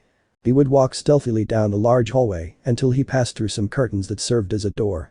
After passing through them, you would enter a room that looked like a bar, although there were no drinks on any of the tables. Issei would approach a bar where a bad-looking man was cleaning it. "The same?" the man would say, making Issei nod. The man pulled out 2 bags from under the counter. One seemed to contain some kind of plant, while the other contained some kind of white powder. The brown-haired boy would just throw a wad of bills, then take the product and approach an empty table in one of the corners of the place. The brown-haired boy would open both plastic bags. First he emptied both bags on the table. Then with the help of a card, he created several lines with the white powder. With the help of a rolled bill, he inhaled the product. Then he grabbed a long glass tube of phosphorescent colors. He would put the plants in the aforementioned, so in the lower nozzle, he would bring the flame of a lighter close and listen to the bubbling of the product. While Issei quickly inhaled the smoke that came out of it. Issei, after consuming his drugs, would wait there for a while the product took effect. He was there for several hours until his watch struck 5 in the morning.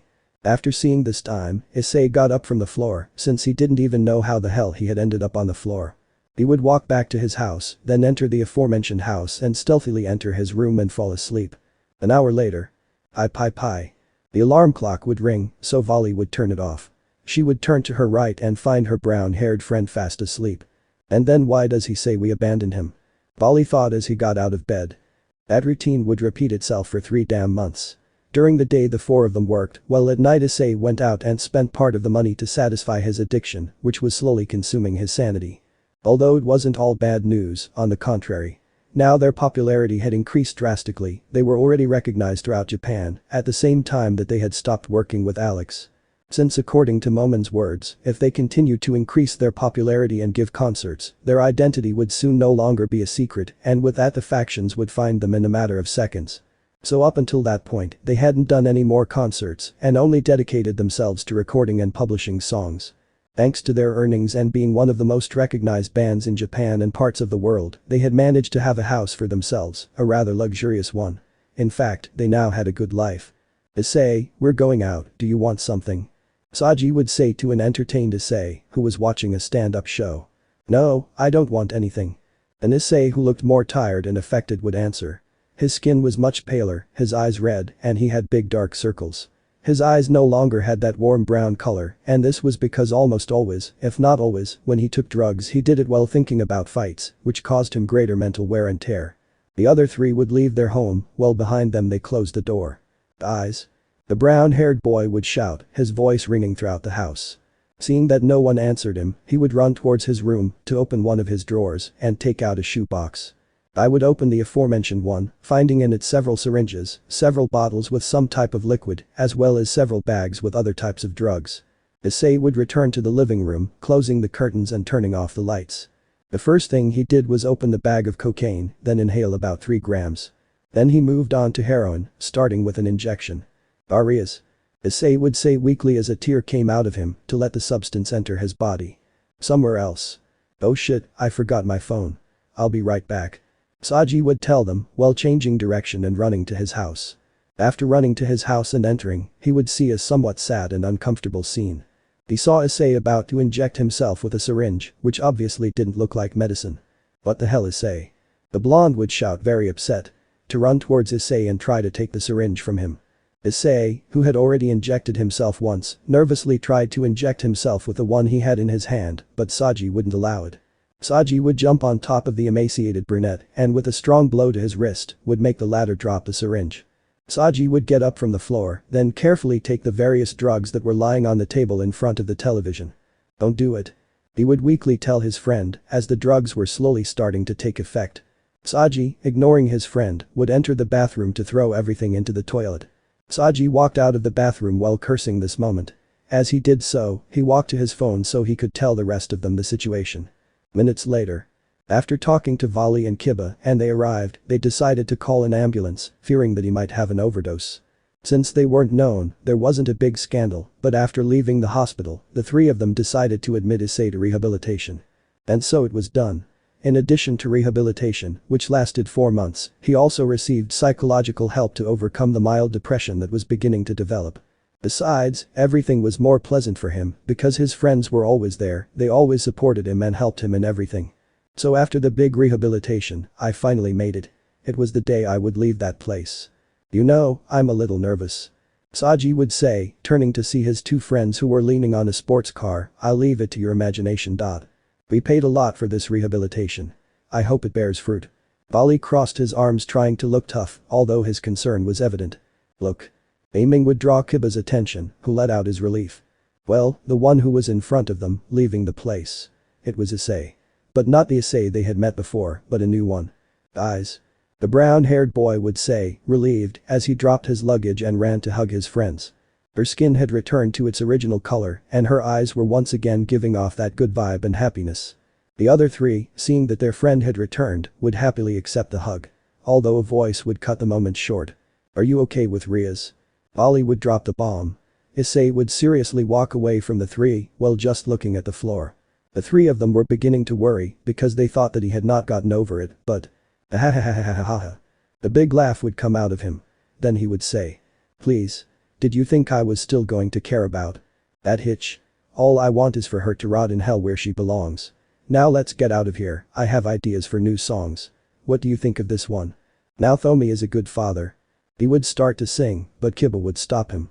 What if you show it to us when we get there? Kiba would say a little upset, after all they were in a public place. And if those lyrics actually became a song, it could bring them problems. Sure, but let's get out of here. Issei would get into the car, so Vali could get into the driver's seat. They would drive through the city of Kuo until they finally arrived at their home. 3 months later.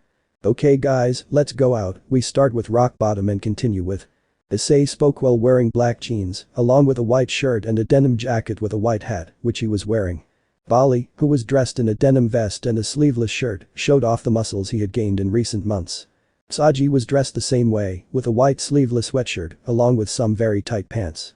And finally Kiba, who was wearing a light yellow long-sleeved shirt. He was also wearing jeans. Okay guys, let's introduce the world. The grandson. Hap 5. An unforgettable concert. 9 months had passed since the last time Issei was seen. In this period of time, the situation in the underworld had gone from bad to worse, revolts over the secrets of the Mayu had come to light, all of this had been revealed by a certain Sooth, his identity was completely unknown, but his power was abysmal. Surziches had realized that revolts had occurred throughout the underworld, a revolution was taking place. The relationship between the three biblical factions had improved considerably compared to how they were 9 months ago. And in fact, 9 months later, they decided to meet to settle several issues. Well, thanks for coming today. Surziches would say to his friends, who were very serious, and Azazel's impatience was very noticeable. Yes, why did you call us? Michael said, somewhat angry, because they still hadn't forgiven him 100%. Well, you see, I don't know if you know, but we've had internal problems, and in fact I needed to tell you. You just called us to solve your damn problems. Please, I'm not here for this shit. Azazel abruptly stood up from the round table after interrupting Surziches. Michael realized his friend's intention so he would stop him. Do you have anything better to do? Yes, and it's none of your business. I said as I was about to walk through the door when an alarm started ringing with a peculiar song. I've heard that song somewhere. Surziches would say while trying to remember where from. Oh shit, it's too late, I'm not going to be able to get in now. Damn it, it's time for plan B. Azazel would mutter as he left the room. The two faction leaders, intrigued, would follow the black-haired man. They began to follow him, while Azazel walked faster towards the main room of the Gremory house. Upon arrival, I understood the gigantic TV that was there and then tuned into a channel with a screen completely black, except for a stopwatch that started running from 5 minutes. What the hell are you doing, Azazel? Surziches would say, entering the room and scaring the present. Well, you see, today my favorite band is performing, it's their first concert since they became famous, and there are rumors that they will show their faces, I can't wait. Azazel said excitedly, while little stars appeared in his eyes. What's wrong, Ani-sama? Rias would enter the room, which caused an angry face on Michael and Azazel. Yes, why all the fuss? Said Zenobia behind Rias, who was accompanied by the rest of the brown-haired boy's ex-lovers. Well, you see, grandson's concert is about to start and I honestly don't want it to be ruined by hitches like you. Azazel said somewhat angrily, to which the girls just lowered their heads. But out of nowhere the screen changed from black to a very bright white color. Welcome everyone to the band's big first show that practically came out of nowhere, grandson. Said a host, who appeared out of nowhere on the screen. Then the camera changed shot and showed the thousands of people who were gathered there, with one purpose. To meet grandson. So the concert is going to be today. Irina said on air, but no one answered her. Out of nowhere, the stage and the entire place went dark while the drone that served as a camera flew around the place. The screams also ceased as the spotlights pointed at the stage, but they only partially illuminated, more specifically from the waist down. Out of nowhere a guitar solo sounded, followed by a voice well known to those present. "Tell me, how did we get here?" The singer of Grandson would come out on stage, but only his legs could be seen since the rest of him was covered by the darkness. In addition, he had a neon light mask on, since two large XS with white lights were positioned where his eyes were. And where the buck do we go now? New lights appeared, revealing the location of one of the guitarists. First I was floating through the atmosphere. Again the spotlights on another mask lit up, also revealing its location. But now I'm looking up at rock bottom. And finally the drummer's mask lit up, revealing his obvious location. Bottom. Fondo, Fonfo. Bali would say as a secondary voice. Then I look up, found they must have left me behind. Sent shivers down my spine. Tell me, how did we get here? Out of nowhere, all the stage lights came on, revealing the members with their masks, which covered their entire heads, still on, although their dim white lights were lost in the new brighter lights. And where the buck do we go now? Where the hell are we going? First I was floating through the atmosphere. Talking about change, boy, that's nothing but a waste of time. Now I wish that I read the signs better because the writing was on the wall. And now we got front row seats to watch the system fall. All of the above was sung by Issei with great enthusiasm and energy, although of course it was only known by his voice. But out of nowhere he remained completely still, just like his companions. Damn. Issei began to hum, while his companions played their instruments in a more tired and dull way. Ba-da-da-dam. Ba-da-da-bam-bam. Issei moved closer to the microphone, his voice becoming even louder. Ba-da-da-bam. Ba-da-da-bam-bam. Ba-da-da-bam, ba-da-da-bam. Bam. Ba-da-da-bam-bam. Ba-da-da-dam. Ba-da-da-man. Blah. La. Now, out of nowhere Volley reached for his mask, then without warning, pulled it back and threw it into the audience. Revealing his white hair and a big smile. The screams did not take long to appear, the public already knew the face of one of the members of the most talked about band in recent months. While in the Gremory house they were in shock because they did not know how to process all the information they were receiving. But obviously the show had to go on. Volley changed his way of playing to a more aggressive one, walking all over the stage while he kept playing his instrument. Although the other three members didn't seem to be bothered by what was happening. Ba-da-da-dam. Ba-da-da-bam-bam. Ba-da-da-dam. Blah. Just like Volley, Kibba would also take off his mask, throwing it to the expectant public. Kibba's face would be seen, his blonde hair and a smile that, although not as big as his friends', was noticeable. His female audience had gone completely crazy because the faces of its members were already being presented. While in the Gremory house, the emotions were not even close to the same, their shock had only increased upon seeing Kibba, who was presumed missing, in front of them, on a stage playing. Kibba, like Volley, began to play in a more normal way, if you can call it that, as he began to walk around the stage, just like his friend. But the show must go on. Ba-da-da-dam. Ba-da-da-bam-bam. Now Issei was singing in the same way, more aggressively and not at all like how he did a few seconds ago. Ba-da-da-dam. Ba-da-da-bam-bam. Ba-da-da-dam. Ba-da-da-bam-bam. Ba-da-da-dam. Ba-da-da-bam-bam. Just like before, Saji would also throw off his mask, revealing his happy and joyful face. But they couldn't react much because something much more important took place. Cause look who's in control. Cause look who's in control. Tell me, how did we get here? Issei would say and then throw his mask and jump back. The screams of excitement were not long in coming, people were extremely excited to finally meet Grandson's vocalist, although Issei did not give it much importance.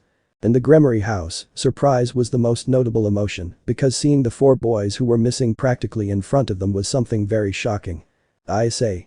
He approached a huge television and put his hand where the brown-haired boy was, while tears came out of it. The other girls were equally affected, but at this moment all the attention was on the redeed. And where the buck do we go now? First I was floating through the atmosphere. But now I'm looking up at rock bottom. The audience began to applaud and praise the band, who only smiled so that the brown-haired man could continue to say a few words. Thank you very much for coming, you are what drives us to keep compassing. And this concert is for you. I would say to walk backwards and continue with the concert. They sang great songs, like Dark Side. Stick Up. Oh No. Hills. 6 o'clock. Until after these magnificent songs, Issei spoke. Well, I know I told you that the concert was for you, but I want to dedicate these last songs to a special person, but before I go into that, let me tell you a story. He said as he began to walk to the other end of the big stage. These words relieved the brunette's exes to a certain extent because they thought he was only going to tell the good things. They couldn't be more wrong. This story is titled The Little Dragon. Once upon a time there was a little dragon who liked to love and be loved. One day he met several women who made him feel good. The little dragon faced many enemies, on several occasions his life was at risk, but that never mattered to him.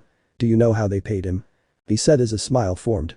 Well, very easy, by betraying them and leaving him sold except for one woman. She was different, she supported him, something that the dragon will always be grateful for, but the bastard also abandoned him due to a simple misunderstanding, so my most famous song is dedicated to you, Rias Gremory. He finished saying, as he moved away from the shore and walked deeper into the stage. In the Gremory house, Rias turned to see Azazel, waiting for an answer to what Issei had just said. Azazel, what is your most popular song? He would say with a noticeable fear, since he already had an idea of what it could be. Her most popular song is. He didn't finish because he wanted a way to soften things, since even though he still hated her, he couldn't help but feel sad for her. Her most famous song is called Despicable. He said with his head down, since he already knew the reaction that the redeed was going to have. As expected, she fell, because she didn't want to accept it. In reality she had never forgiven her. The goodbye is the hardest part. The goodbye is the hardest part.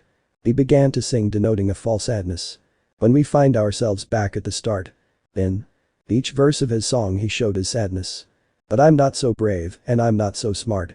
He said the last part with fun, a smile even escaped from his face. And if I were you, I wouldn't love me neither. Said, if were you, I wouldn't love me neither. After Kiba pressed the button on the mixing box, Issei along with his two guitarist friends and his audience began to jump. I wouldn't love me. Neither. Despicable. The boy who fell into the sky. El Chico Kko El Cielo. He returns to his suffering role, singing in a sad way again. There was no one there to watch him cry. He looked at you with his empty eyes. And he said, I'm doing you a favor. And he said, I'm doing you a favor. Said I'm doing you a favor. Doing you a favor. Doing you a favor. Oh, and you are way more than a headache at this point. Do us all a favor and go book yourself. Issei would finish off coldly, while his audience went crazy. Although in the Gremory house the same atmosphere was not felt. I say. Rias said as her legs weakened and she fell to the floor starting to cry inconsolably. Although Issei's plan did not end here. After the little dragon escaped because he was hurt and abandoned, he called his friends, and do you know what happened? He asked a last thing, then put his hand to his ear waiting for his audience's answer. What?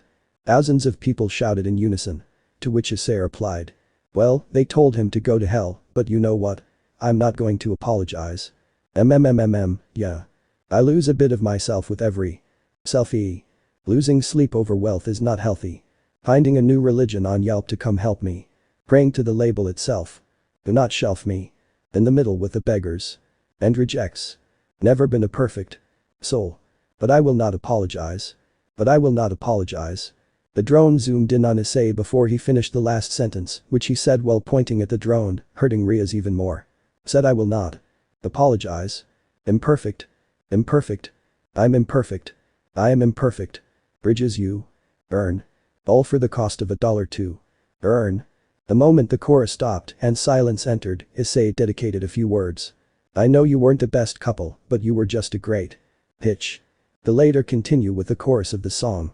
But those hitches didn't stay alone, those bastards kept looking for me, and looking and looking. Issei lost his temper in the end, but quickly returned to normal. So I dedicate this new song to you. So, this song is for all those who think they have a relationship with these hitches, so listen carefully. Come on in, boy, said the skeletons. Light. Unassuming music began to play, as if it were a lullaby. Sitting by her closet door. Dirty secrets, empty memories. Love's so alive, but it died in its sleep. Love is so alive, but it dies in dreams. He began to sing as if it were an opera, but suddenly changed in the last part. So go on, wear that scarlet letter. No one will love you like I did. Will book you like I did. So good luck finding something better. Better. The audience cheered grandson's new song, witnessing a new song, and also knowing who it was dedicated to, was incredible. As for the Gremory house, despair increased. Well, Rias denied the undeniable. It can't be possible Issei loves me, right? His sanity was slowly disappearing, but Issei still hadn't fully assimilated everything that was happening to him. And you'll probably wonder more about my breakup, so let's end with this new song too. I got my bags packed. And I'm ready to go. Tell me one damn thing I ain't already. No. Got my bags packed and I'm ready to run. Tell me one damn thing I ain't already. No. I got my bags packed and I'm ready to run. And Issei finished his concert. His audience praised him because they were not expecting a concert like that, while Issei only raised his arms receiving their praises. Hap 6, final. Revenge is the best dish. You guys did great. A mature voice congratulated them. This was a middle-aged man with brown hair and fine features.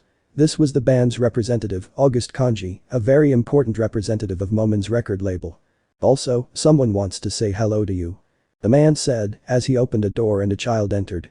Oh, hi to Issei, it's a pleasure to finally see you. Said the boy, who was accompanied by one of his subjects, who had purple hair. Oh, and you are? Bali said, to which the boy gave a small laugh. My name is Snailavi. Nice to meet you. He said, leaning forward in respect. What do you want? Issei said, to which the boy responded. First of all, I would like a photograph and an autograph from you. He said, snapping his fingers as his companion pulled out a camera. Indeed, he did.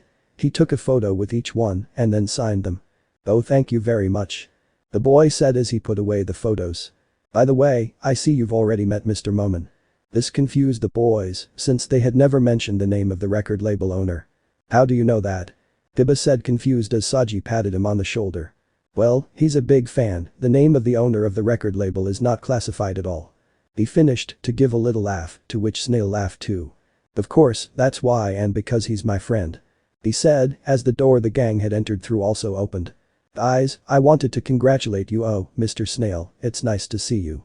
He said, shaking the boy's hand, which he reciprocated. I've been helping him from the shadows. Issei-sama. He said, then kneeled before the brunette. I was the one who put the sign of the record label in that bar where I worked. I told Momon that they were friends of mine, but that he shouldn't tell you that.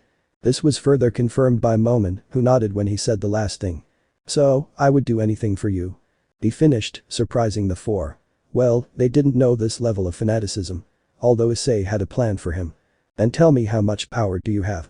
He said kneeling, so he could see him face to face, who turned to look at him confused. 1 month later. Damn.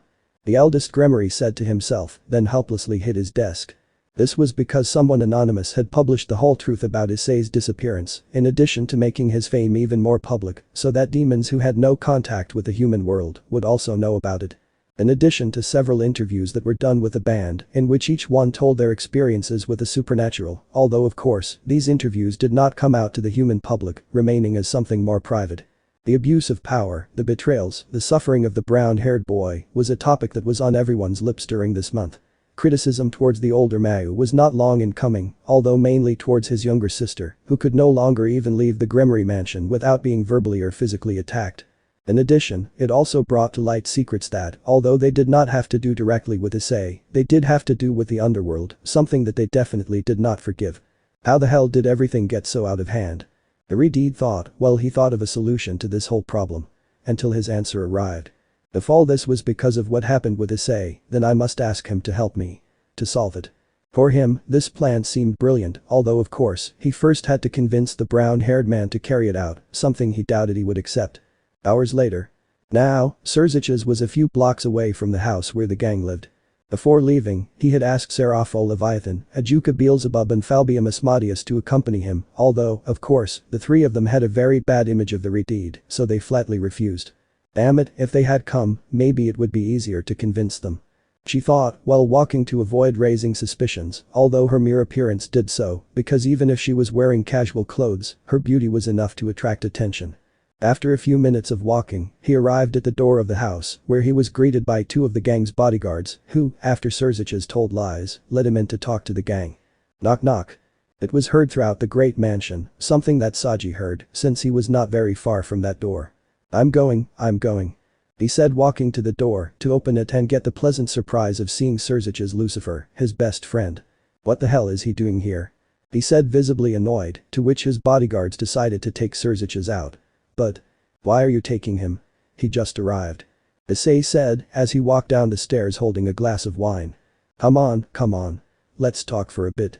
After this, he sat down in one of the large armchairs that the house had, more specifically, one that faced a fairly large screen. And what did you want to talk about, Surzich's Lucifer? She said, while inviting him to sit down and taking a drink from his glass. Because of the noise, the two missing members of the band also got off, taking a big surprise. Surzich's, somewhat uncomfortable, sat down where the brown-haired boy was and indicated, while the rest of the band sat down as well, leaving only the bodyguard standing. I wanted to ask you to give a concert in the underworld, things are getting bad there since they found out the whole truth. And you want us to fix your shit. Bali, with his arms crossed, interrupted the Redeed, who only lowered his head. Shhh, let me keep talking. Issei, noticeably drunk, answered Vali. At least you'll pay us right. Yes, of course I will pay you what you normally charge per concert, or even 3 times as much. He said almost pleadingly. Although I also have a request, could you compose a song to calm things down? The faces of Issei's 3 friends showed offense, as if they had just been insulted, and I suppose what the Redeed did can be considered as such. Okay, we will. Itano answered, relieving Surzich's and angering the rest a little. Thank you very much, Issei. Very grateful, the Mau Lucifer told him, to which Issei only replied. Yes, in a month we give the concert. I finish, then tell Lucifer to leave, obeying. Once Surzich's left, Vali exploded. What the hell, Issei? Upset, Vali claimed to the brown-haired boy, who just smiled. I would be happy to explain my entire plan to you, but I think I took too much good night. He said, then settled down on the couch and fell fast asleep, causing his friends to reluctantly go up to their rooms and fall asleep as well. The next day. The 4 of them were already having breakfast, and while this was happening, Vali cleared his throat and spoke. Well? He said, to which Issei answered after eating his food. You see, as you know, I asked Snail to spread the whole truth in the underworld, which caused great unrest and hatred towards the Grimoire. What would happen if we added fuel to the fire? What if instead of composing a song to appease everything, I created one to make it all worse? And what better than first dedicating a beautiful song to Rias, and then a worse one? He said, while a slight smile formed on his face. My friend, you are sick and I like it. Saji said, and the 4 of them got to work. 1 month later. During that month, Issei discovered a secret because, during the time they were separated, Rias had gotten a partner, although after a while they separated due to Ria's sadness for Issei. Something that gave Issei a great idea for a song. But, back to the present. The 4 of them were already waiting for the Redeed, who would teleport them to the stage where they would give their show. Sure enough, a magic circle with a Grimoire symbol appeared, and the Redeed emerged from it along with a companion. Issei. Rias shouted euphorically upon seeing him, who hugged her affectionately. I missed you too, Rias. Issei said sweetly, while his friends faked smiles. If you're all ready, let's go. Upon arriving, Issei gave the Redeed a kiss, then told her. We will be together forever, love. He said, while she hugged him. I hope you already have my place ready in your house, Issei. This provoked anger in the band, but they hid it quite well, thus Issei answered. Of course, honey. He said, to give her one last hug. Well, we better go get ready. Diba said, saving the brunette from continuing to be near her.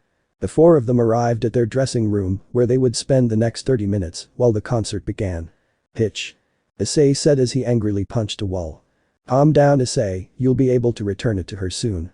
Diba calmed his friend. You don't know how much I'm going to enjoy that moment. Ollie said, while letting out a loud but short laugh. You know what? I just thought of a verse.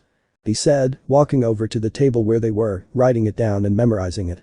30 minutes later. You guys are coming in soon, get ready. Said a demon, who after receiving an okay from Saji, left.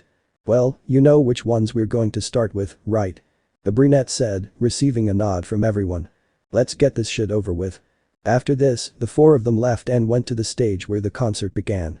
First they started with songs that had nothing to do with what happened, for example. Stick Up Dark Side 6 o'clock, among others until. Well, honestly, you've been a great audience, and I wanted someone very important to me to come on stage, and that's Ria's Grimoire. She said, pointing to the side of the stage, from where after several pushes from her brother, she took the courage to come out. Upon doing so, she was met with many boos and insults, something which Issei calmed down. This song is for you, love. He said, while he blew her a kiss, and then he started singing. I've been thinking for a while now. He sang, while walking to the opposite side of where Rias was, thus giving her his back.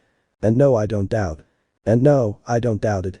And so he's begging me to just stay away. Because I'm gonna. I'm gonna get my baby tonight. said, standing a few centimeters away from her, about to kiss her, but this time he decided to continue singing as he always did towards his audience. Third wheel, try and deal your best hand. You bet I can't stand. I leave you lonely and abandoned. I leave you alone and abandoned. He said, as if he were dedicating it to another man who knew who. This gnat lurks around and never obeys. Another mental breakdown saves the day. While you cry, I'll try my best to. And so he's begging me to just stay away. Because I'm gonna get my baby. I'm gonna get my baby tonight. I'm going to get my baby tonight.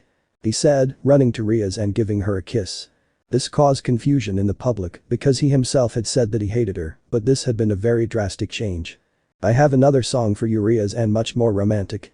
He said, whispering in her ear. So, let's begin. Tiba, Vali and Saji began to play, while Issei again turned his back. Thanks for treating me like every boy you meet. He turned around and looked at her, while Ria's face filled with confusion. So? Please come in and take a seat. He walked over to the Redeed and patted her on the shoulder, then walked around her. Here's the part where I learn, and you will teach. On how to treat people like a piece of meat. Now, Ice was in front again, and he sang this verse, while pointing at him several times with his index finger. I want a genuine, not a replica. He took a step back, while saying not a replica, his index finger swung sideways, implying no. Lethal medicine, a pin to the cornea. The sight for sore eyes. While other guys consume the lie.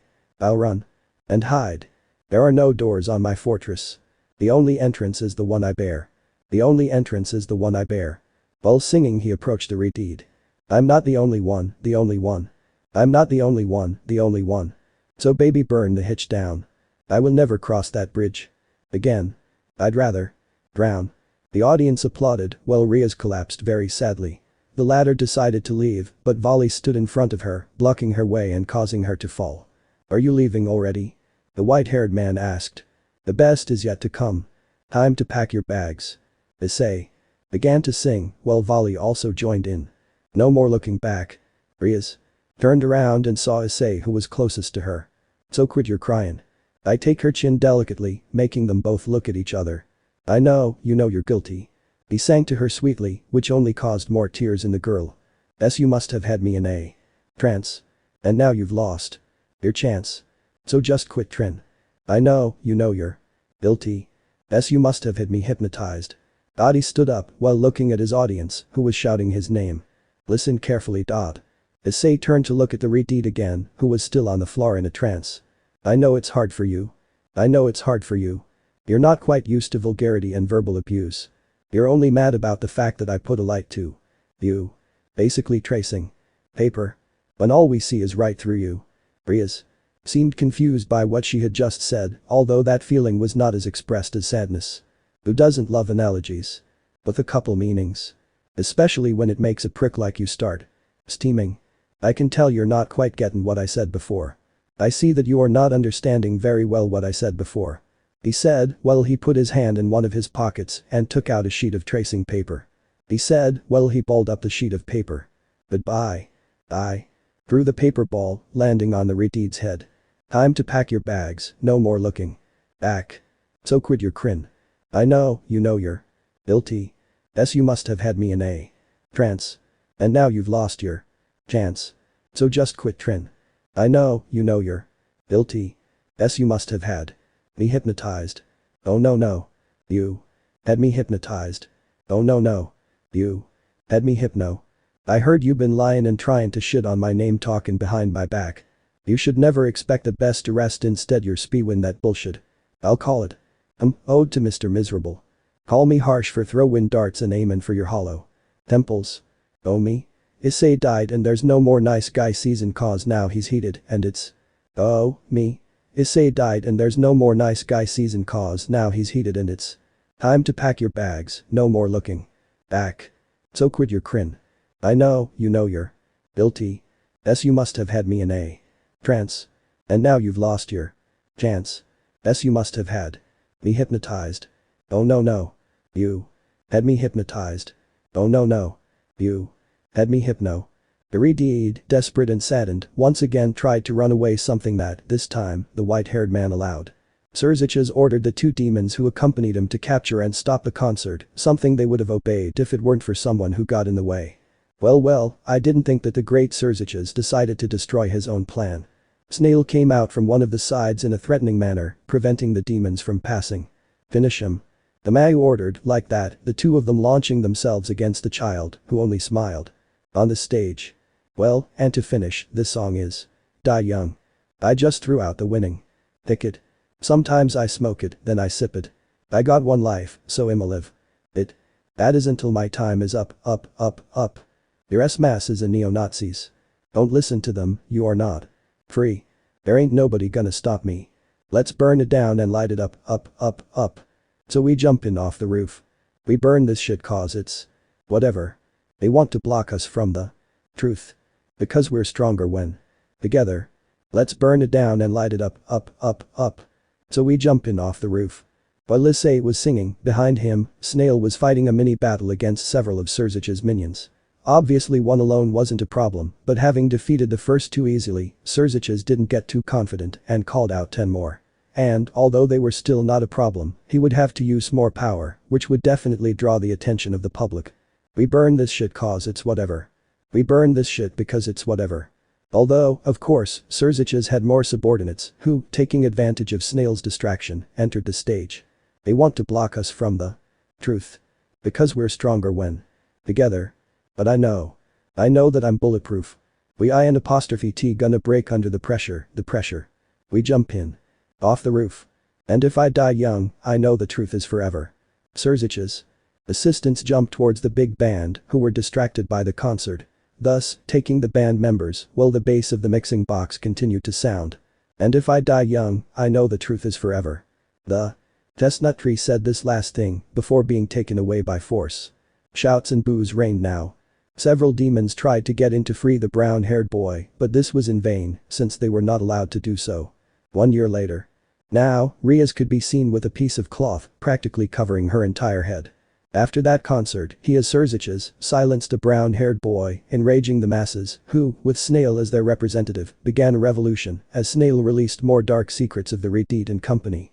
This caused a war that lasted 1 year, a war that Issei commanded from the shadows. After a few months of battles, they managed to reach the Gremory mansion, which was burned to the ground, but the entire family managed to escape. Snail was proclaimed Mayu, along with 3 other important figures during the war. Now, Rias and her family lived in the human world, as they were already wanted by all the supernatural, including the other factions. Although, that was not their priority, because if it were, they would have been found long ago. I'm back. Rias said, entering through the door of her new house, a house which was in a deplorable state since they were unable to recover any of their money, and even if they had, buying a luxury house would attract too much attention. Redeed was greeted by her mother, Venelana Gremory, who was sitting at the small table where the family was eating. She was watching the news on a tiny battery-operated television. The news was changed as it was revealed that the group grandson had become the most listened to worldwide thanks to their 3 new songs, which were Hypnotized, Third Wheel, I'd Rather Drown, and the most listened to, Die Young. Rias, melancholic, watched the news as a tear slipped from her lips. I wish everything. It would have ended differently. App 6. Alternative ending. Eyes. On a street completely submerged in darkness, a brown-haired boy stopped his friends, who were heading home after an exhausting day of work. Yes, Issei. Tiba answered his best friend, who was just standing still. Speak, Issei, we have things to do. Bali told him, to which Issei just lowered his head. At that moment, he had worked up the courage to tell his friends the truth, his feelings for the Redeed, but that courage had vanished in a matter of seconds. Nothing, just a silly idea. Issei backed off, receiving a confused face from Kiba and Saji, while Vali just rolled his eyes and continued walking. What the hell happened to me? Issei thought while still static. I was about to do it. What happened to me? Are you coming?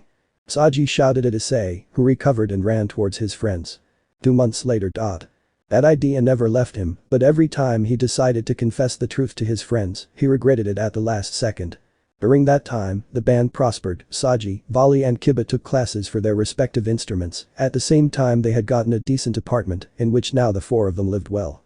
And in the underworld things weren't going so bad, because thanks to an informant, Surziches learned Snail's location, who after several sessions of psychological and physical torture, ended up confessing that he had invented everything out of envy of Surziches.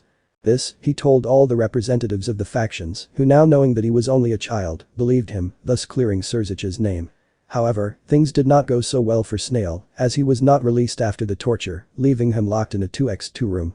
Now, the measure to return Rias and company to the underworld had not been taken, leaving the women to continue in the normal world. Now, we go back to the present. The four musicians were walking to their work. While they did, Saji, Vali and Kiba were ahead, talking about trivial topics, while Issei was further behind them. "Guys, I have to do something before work, I'll catch up with you there." Issei told them, and before they could answer, he passed them by and deviated from the path. Issei ran through the streets of the city, while crossing streets that little by little became familiar to him. After running for a while, he arrived at a mansion well known to him. Issei was in front of a fairly large and luxurious mansion. Without further ado, he approached the door, posted a pamphlet on it, then rang the bell and ran out. "I'm going." Rias Gremory's voice was heard from behind the door. She opened the door, without seeing anything. "I looked around in search of the culprit, but to no avail." He was about to close the door again, when something caught his attention. On Friday at 8 p.m, the band Grandson will be playing, one of the best local bands. It looks interesting. Rias read it out loud, then folded it up and put it away. After doing this, she closed the door and went back to doing what she was doing before the interruption. Although, she didn't notice that Issei was watching her a few blocks ahead. After making sure that Rias was taking the wheel, he left in the direction of his job. That day had not been very relevant to anyone. On the one hand, Issei continued working as he had always done, while Rias had gone out on the street again in search of her love. It was already quite late, and the two had arrived home. "I don't know, I think the other one was better," Saji said. "Well, there was a box, which inside had a telephone." "PFF, I don't know what you're complaining about, it was the best," Ollie said while also opening a box, taking out this other phone. "Whatever guys, thanks to Alex's loan we were able to buy this. Once we find someone to represent us, we can change it, isn't that right, Issei?" Kiba said, drawing the attention of the aforementioned. This one, who was still appreciating his phone, just said aha to continue looking at his device. "Are you okay, Issei?" Saji asked the brunette, who only raised his gaze slightly and nodded with a fake smile. Later Issei walked to his room, leaving his friends alone, who had stayed to talk. Once inside, he turned on his new cell phone, typed a number on the keypad, then went to messages and texted a hello. In another part of the city. "Would you shut up for good buck?" As usual, Rias had been arguing with the rest of Issei's exes, who although they didn't do anything in themselves, their mere existence irritated Rias. It was all his fault. Rias thought, her face buried in her pillow. But something brought her out of that position, and that was the vibration of her cell phone, letting her know that she had received a message. She opened her messages and saw that an unknown number had sent her a hello, and she replied with, "Do I know you?" The conversation continued. "He sent a no, but I want to meet you." Rias, somewhat surprised but curious, decided to continue with the conversation. "Have I seen you before?" The three dots that implied what he was writing appeared, thus keeping Rias on the lookout for this. "No, but we can meet. Go to the bar on the outskirts of the city on Friday, a good band will be playing there." Rias, reading this, remembered the flyer about that same event. She already had plans to attend, but now making it like a date made her uncomfortable and took away her desire to do so. "I'm sorry, I just ended a relationship and I'm not well enough to start another." With that, she thought it would end, but he counterattacked. "I know where Issei is." This completely caught the Redeed's attention, which impatiently wrote quickly. "What do you know?" He took his time to answer, but he did. "I can't say it here, I'd rather say it in person." This made Rias quite uncomfortable, and in fact, she thought about cancelling everything. But, if she really had information about Issei, she would do anything to get it. So with fear, but full of determination, she wrote a "see you there" and then received one last message. "Just, don't go around too flashy and hide your face, it's for your own good." She finished and then did not receive any more messages. Rias put her cell phone back where it was originally. He lay back on his bed, but now with his face facing the ceiling. "Is that right?" Rias thought, while admiring the ceiling of the room that once belonged to Issei. A week later. "It's here." Rias had already arrived at the place. She had arrived half an hour earlier than agreed, because she was impatient to know about Issei. Without further ado, she opened the door of the store, to be attended to by one of the many employees. She explained that she was waiting for someone, so they took her to a table for two. Rias was dressed just as she was told. She was wearing long-sleeved clothing, as well as a dark green trench coat that hid her entire body. Her hair was tied up, hidden by a cap. She also wore the glasses she normally uses for reading, and a pair of purple contact lenses. "I just hope that all this is going to be worth it, it was supposed to snow today." Rias thought while calling the attention of a waitress, asking her for a hot drink, since winter had arrived in Kuo, and with it very low temperatures. A few meters ahead. Damn it, where's Issei? Saji said, as he prepared to go out and play. I don't know, besides, he told us he had a new song, but he didn't even give us the notes. He said Kiba, while tuning his guitar. I'm sorry guys, I was just putting the finishing touches on the song. Issei, in a hurry, gave him the staves, with the notes of a new song. What's wrong with you? We've never seen these notes in our lives. Do you want us to learn them in 30 minutes? Bali, nervous and upset, looked at the notes, as did his classmates. Please guys, do it for me, it's important. Issei said, begging them. After a few seconds, all three agreed and began learning the notes as quickly as they could. 20 minutes later. Grandson, come in 10 minutes. One of her classmates told them, while the four of them just nodded and continued studying. Okay, I think we're ready. A little nervous, Saji said to his friends, who just nodded. 10 minutes later. Is he really coming? Rias thought as she sipped her drink and ate several cherries that were in a bowl in front of her. Welcome grandson. The same woman who had warned Issei and company now announced their entrance. The curtain came down and to Ria's surprise, the band members were very well known to her. Issei. She stood up and said it in a low voice, drawing the attention of several people near her. Was he the one who called me? She thought confused while she looked at the brown-haired boy. Well, this is a new song for a very special person who I hope is in the audience. He didn't notice it because Rias didn't stand out in the crowd, it was almost impossible to distinguish her, but he knew she was there. This is Diamond Girl. Sounds of different instruments began to play as they came from several speakers. Song skipped. By Diamond Girl. The concert continued, this time with songs they had already played before. But these did not matter to Rias, she had only stayed with Diamond Girl, which seemed perfect to her. After several songs, the curtain closed, indicating that the concert was over. Rias quickly took out her phone and wrote Issei, you sing beautifully to the number that had called her, but now knowing her identity. Behind the scenes. I didn't think we would do well. Said Saji, relieved, as he drank some water. Well. You call that going well? We had many disagreements. Bali complained indignantly as he sat down on a chair in front of Saji. But please, you have to admit that it turned out better than expected. Tiba said, then leaned against a nearby wall. These three continued talking, but Issei's phone vibrated, taking it out and seeing Ria's message. He gave a smile full of happiness. Something that his companions noticed. By the way, who did you dedicate the song to, Issei? Saji mockingly told him, surprising him, and instinctively he put away his phone and vaguely answered the question. A girl I met here at the bar, I'll introduce them later. The three of them didn't give it much importance and continued with their own thing. Issei once again took out his cell phone, now texting back to Rias. I'll see you behind the bar. He texted and sent the message, then grabbed a coat that wasn't too far from him. I have to go guys, I'll see you at the house. The brown-haired boy said to his friends, who although surprised by his attitude, just nodded and also said goodbye. Behind the bar. Issei. Rias lunged at the brunette, who had just left the door. I missed you too, Rias. The brown-haired boy lovingly hugged and kissed the redhead while snowflakes fell around them. A week later. Their relationship had only improved, they were great lovers again, but the rest of their band still didn't know it. Are you okay, love? Rias, who was half naked next to the brunette, asked him. They weren't in the Haidu mansion, much less in the grandson house, which is how Saji decided to name it.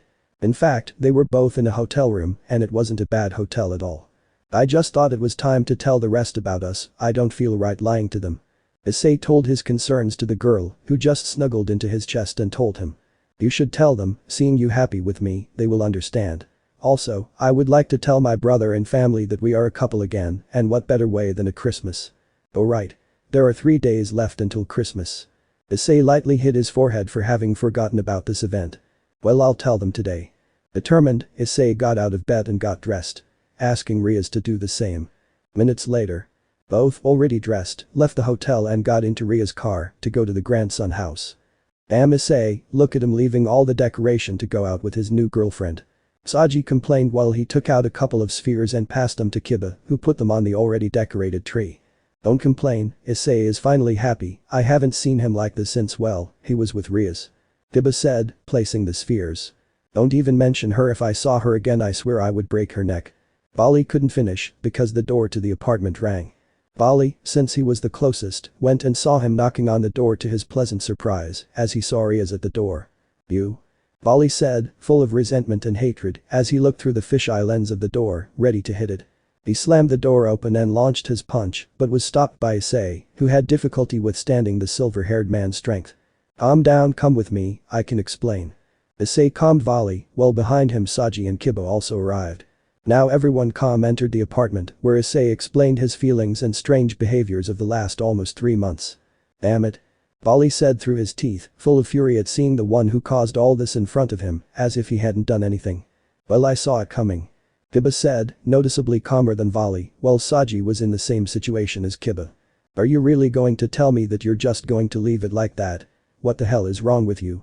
Vali got up from the table where they were sitting, upset. Calm down, Vali, I know it may seem hypocritical of me, but Rias was quite good to me from the beginning, and if it hadn't been for that misunderstanding, none of this would have happened. Issei said, trying to calm Vali, who, although it didn't seem like it, had calmed down a little. Okay, I guess I can give him another chance after all. Vali, finally calmer, sat back down with the rest, although his approval was not yet final. I also wanted to ask you all to come to dinner with my family on Christmas Eve, it would be a nice reunion. Rias proposed, getting Kiba and Saji's approval. But Vali, I was about to object until.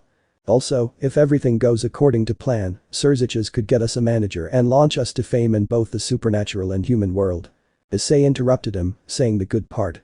Vali, hearing this, realized that Issei wasn't going to give up everything to go with Rias, as he had thought all the time. Besides, now they wouldn't have to worry about their pay or money. Okay, we'll be there. Vali, defeated, accepted it. The rest of the afternoon was spent decorating the house, only now with Ria's help. Christmas. Dinner was served. On one side was Issei, his gang, and Rias, while on the other was Surziches, Militia, Grafia, Venilana, and Zeoticus. Dinner was carried out normally, where at every opportunity, Surziches apologized to Issei, who only accepted the apologies. In the end, just as Issei said, Surziches got a manager for the band, which was finally going to take off. 4 months later.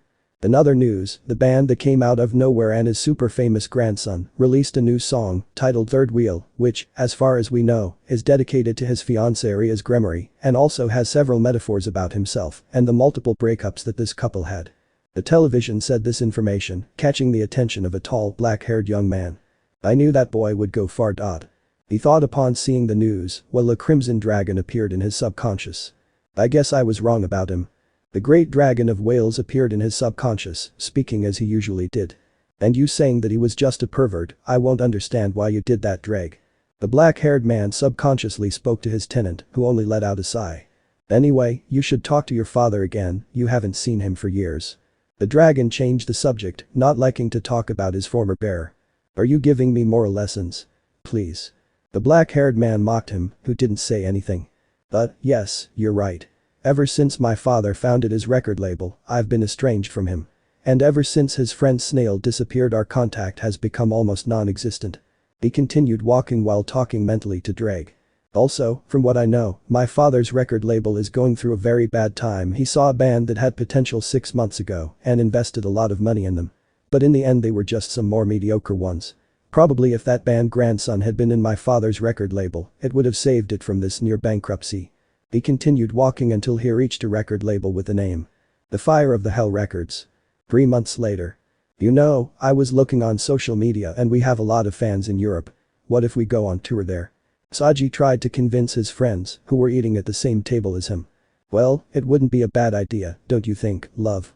Rias, with her belly noticeably fuller, came up behind the brunette, hugging him and revealing her left hand, on which rested an elegant and glamorous diamond ring, more specifically on the ring finger. Issei, who after a few seconds of thinking about it, said. Yes, why not? Issei finished saying, cheering Saji up and kissing Rias. Maybe if I had told my friends how I felt that time, maybe this happiness would have come to me sooner. Issei thought while he drank a glass of wine that was in front of him and looked out the window. Let me know in the comments below if you guys want the next part. Also check out my other video that has been shown and left. Thank you for watching. If you enjoyed this video, please like and share this video. And have a fantastic day. Bye.